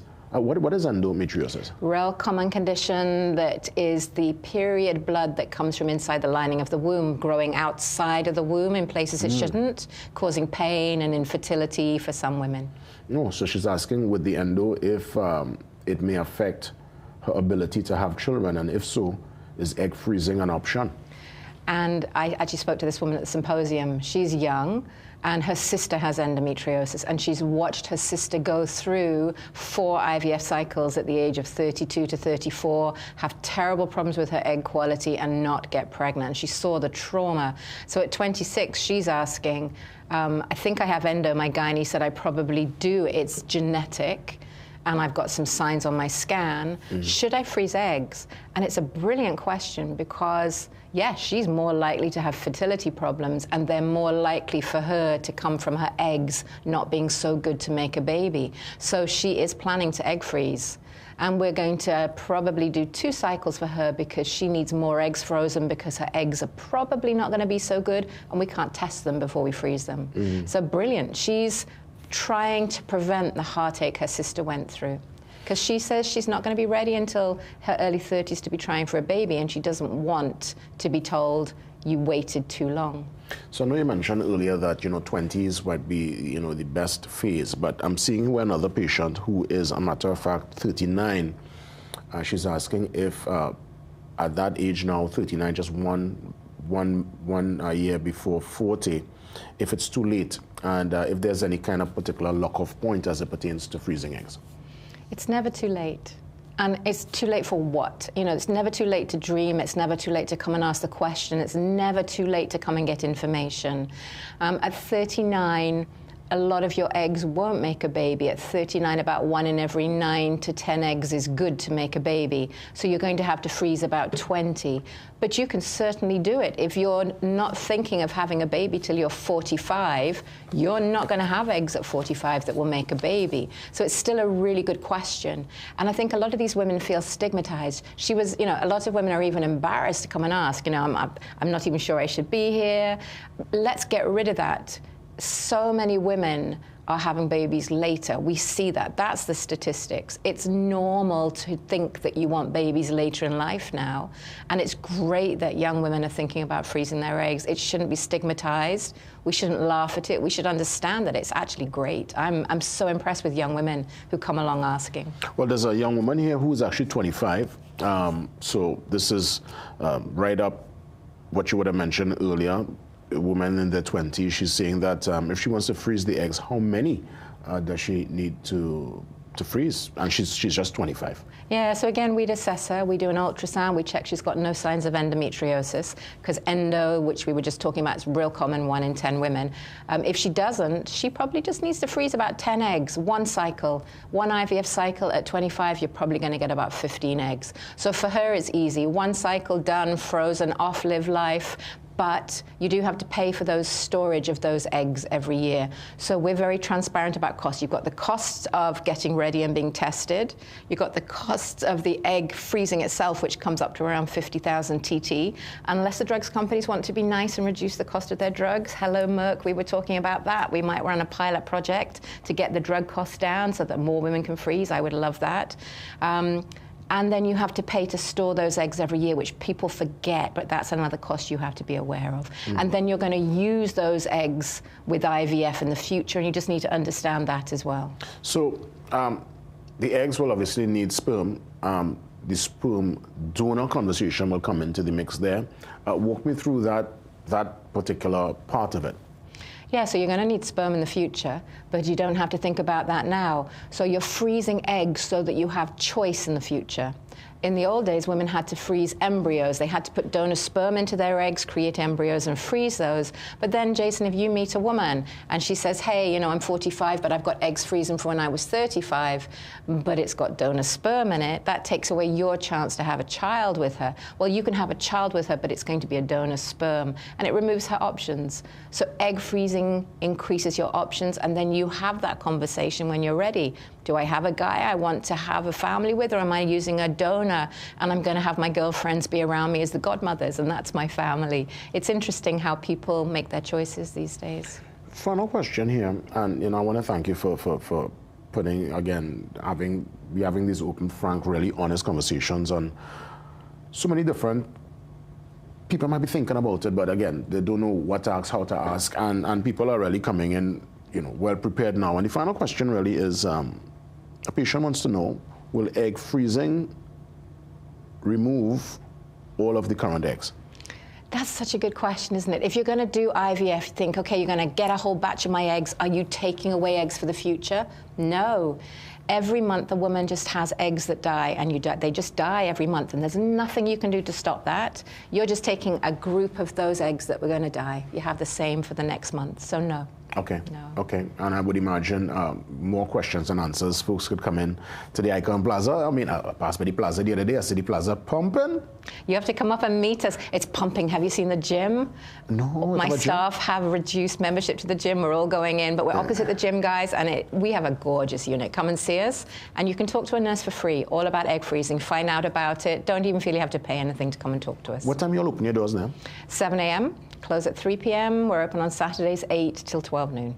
Fantastic. Anything you want to mention in the closing remarks, Dr. Winterbean? I would just say to people, listen, we don't just do IVF. And you said at the beginning, IVF, we're a fertility center. We do everything, PMOS, endo, just want some basic info. But if you're interested in egg freezing, if this has made some thoughts for you, it's a really good conversation to have. You don't have to move forward, but come and talk to one of our nurses. Just book a free nurse consultation and you can start finding out your options. Dr. Catherine Winterbean touching base with us this and every Wednesday, and again, we're richer for the conversation. I'll tell you when I'm in Lime now and things, I'll be like, hey, because I really internalize and I really soak in all that we discuss every single Wednesday. So I thank you for that. And JW, I thank you, because these conversations are phenomenal. The more we talk, the more power and information people have. It's great. That's right. Well, with that, we're going to take the pause and we come back and touch base with Malik Lewis, who is the Trinbagonian, who everyone is raving about heading to the NBA. We give thanks. We look forward to, of course, his amazing journey ahead, and he's here to touch base.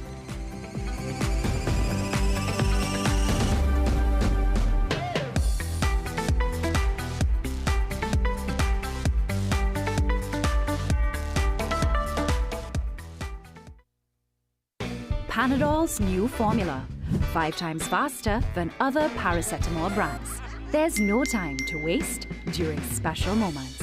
When I need fast pain relief, I choose Panadol Rapid. With its new formula and exclusive technology, it's 5 times faster than other paracetamol, giving me effective pain relief. And it's also gentle on my stomach. Because my greatest gift is giving them special moments. The night before Emancipation Holiday, Friday, July 31st. Immortal, the House Party Edition. Your immortal DJs, DJ Marcus Williams, the Hitman Howie T, DJ Wiz, DJ Razor, Terror Sound, Bass, No Time to Waste, the man with the music, Sensational Sammy, the Assassin, Music Jazz, your immortal DJ, Dr. Ross. One night only, Club Tempo, Southside, we outside.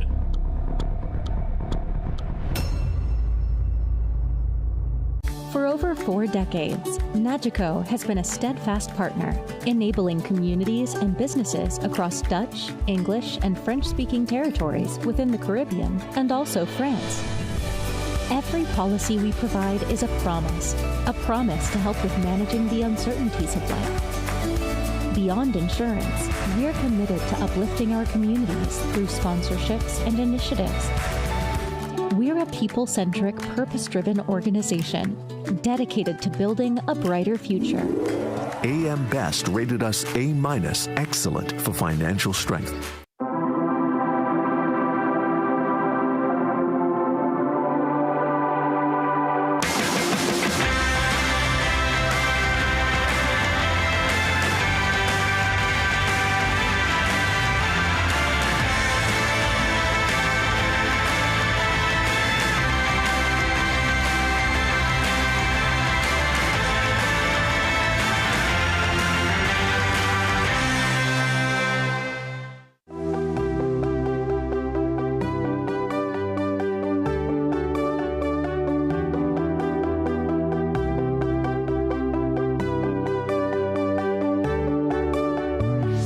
couple of weeks ago there at Barclays Center in Brooklyn for the NBA draft. It went down to the wire. And I can safely say Malik, all of TNT, and all those who would have been in his corner, his family, his friends, we were all ecstatic with this particular development that he is in the NBA.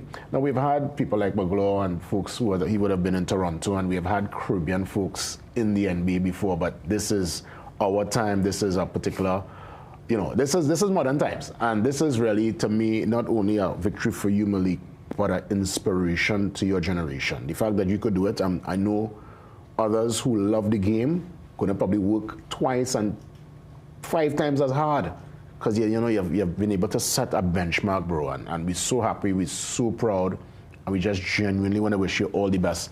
San Fernando South, man, Yes, man. Bro, how you feel, man? This is probably surreal. You're probably still trying to figure out, well, hey, this thing, it really happened, boy.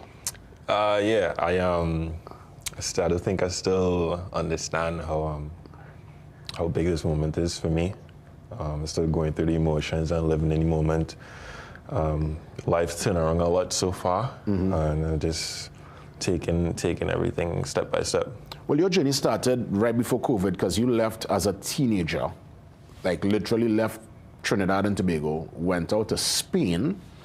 I think from Spain you would have been in Australia, went to Mexico. Just walk me through the last 6 years, bro, because, I mean, your teens, that's formative years, you have to leave school, your friends, roti, pilau, what your food, your cuisine, everything.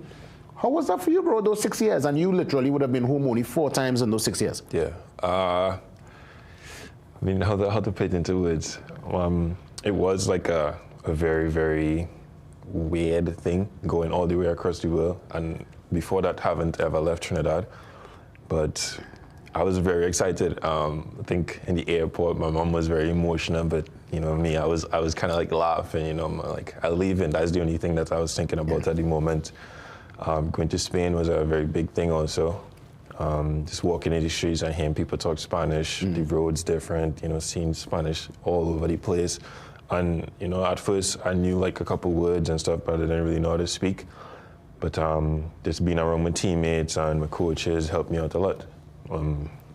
Amazing. Yeah. So after Spain, you had a little time in Spain, and imagine this man went to Spain before COVID. COVID meet Malik out there in Spain. I mean, that probably, again, that is blow mind. So you would have been able to rise above all of that. After Spain, where was your next destination? Mexico City. Mexico City. In G League, yeah. Ooh, I mean, walk me through that arrangement and that shift, because Spain, Mexico, yes, both speak Spanish, but I'm sure it's 2 different kind of energies, right? Yeah, Mexico City was very, I don't know, the fans out there was, they had a big basketball community. The team that we played for, they supported it a lot, and everyone just came out and showed us love.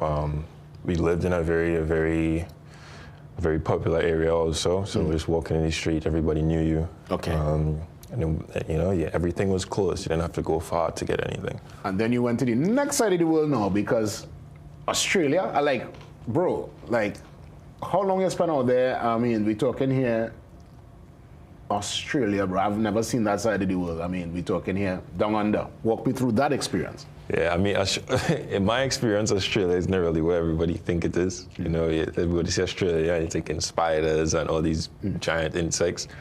But it very rare. It will be very rare for you to encounter any one of these. But living-wise, I feel like Australia is great. Yeah. The people are nice. Everybody's, very into basketball. Because I know they're big on cricket, they're big on the football, the soccer rules, they're big on rugby. I didn't know that basketball was also part of the diet. It's growing. Oh, excellent. Well, I guess the focus, would you say that NBA was always the destination? Because obviously, okay, Spain, Mexico, you get a taste of Australia. We all grew up with the LeBron James. We grew up, I mean, my era was Jordan. We've had so many household names, and NBA, especially for the finals, everyone is tuned in. Was that always your destination? Ever since I started playing, that was the goal. Wow. Walk me through sitting down there. You are at the Barclays Center, right? No, I was at home. I was in New York, but I was in a hotel. How did that feel, bro? Because it went out to the wire, right? You were the last name to call. Yeah. The whole day was kind of, like nerve-wracking. I think it had a couple other Maliks, during the draft. Skip, so right? every time they say Malik, it's like, ugh. But after a while, my agents called me, like with the 50-50 pick. Then they were like, Milwaukee's gonna draft you here. And I think that was like, it takes so long for them to get to mines. And I was just sitting down there, my girlfriend was right next to me, and we were just like waiting. And when it happened, my mom called me and she was just screaming all over the phone, and I just called everyone back home. I was just celebrating. Could you put into words how you felt, bro? Like, like that particular night, just when you had a quiet moment for yourself to just realize that, okay, this part of the dream is captured, but now, of course, is where you have to now prove yourself. You have to put in the work. Could you walk me through just the emotions you went through in that moment? Yeah, I mean, it was a roller coaster. Started off jumping, excited, but then into the moment, I just went and stood up in front of the window. I was watching outside and, just accepting the fact that it just happened. I think I just always say that a lot of people, put the effort and time into making my success a possibility, and it was just like a big sigh of relief that, all of that wasn't in vain, because I really appreciate everything that everyone's around me have done, and now it's just a new beginning. People, especially in Trinidad here, we love to talk about the glory. We see the glory. They want to celebrate. Everybody wants to, hey, Malik, my boy, but many don't really know the story. And I would have seen some footage with you via Jassy. You in a short pants, be a back, bro, and some looked like a place it looked like it was home. It looked like it was much younger. Just practicing your shots, bro. And I say, people don't realize the kind of hours, the muscle memory, the kind of dedication that it takes to get to this level, bro. I mean, this is your long time. When does training start back for you? I still practicing right now. You're practicing as you speak? Yeah. I was wake up early in the morning, go to practice.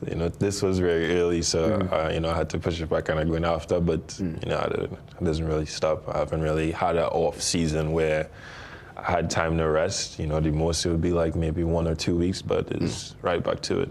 Well, let me tell you, you're gonna be probably part of the Bucks. You're gonna be in the NBA, bro. You're gonna face the likes of LeBron and all these big names. You looking forward to that? When that time comes. Don't be starstruck and think, you had to play, you had to play a game, You understand? After all, you could shake up and think, but man, we are so happy, bro, because I think this is inspirational. I think it's happening in a social media time too. You plan to share. Are you given that liberty? You have to work that out with Bucks, or you have that independence and freedom to share your stories and to share your experience with the audience?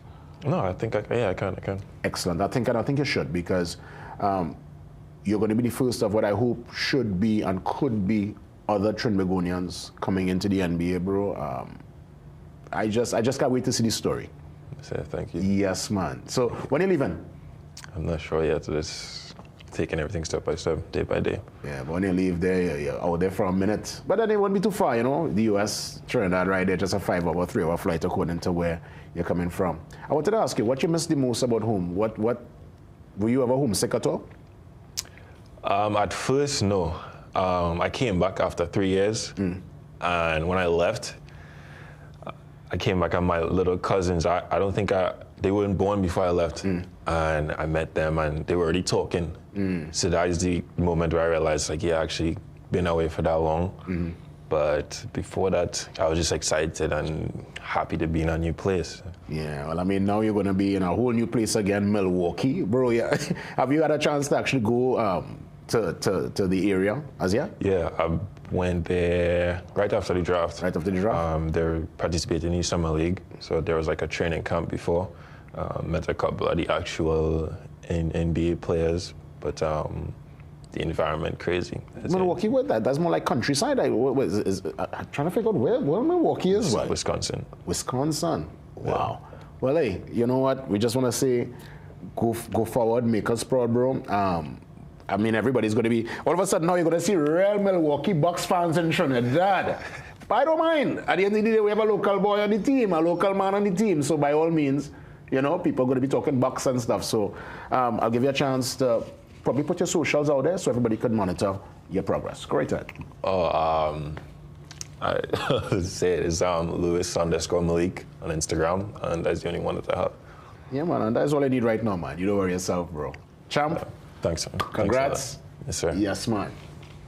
Man's in the NBA, you know, this is truly, truly tremendous. And we have had a chance to touch base. We wish him the best, and we're going to monitor his progress and his success. With that, we make our exit. Have yourself a great one. God spare, and back for more tomorrow.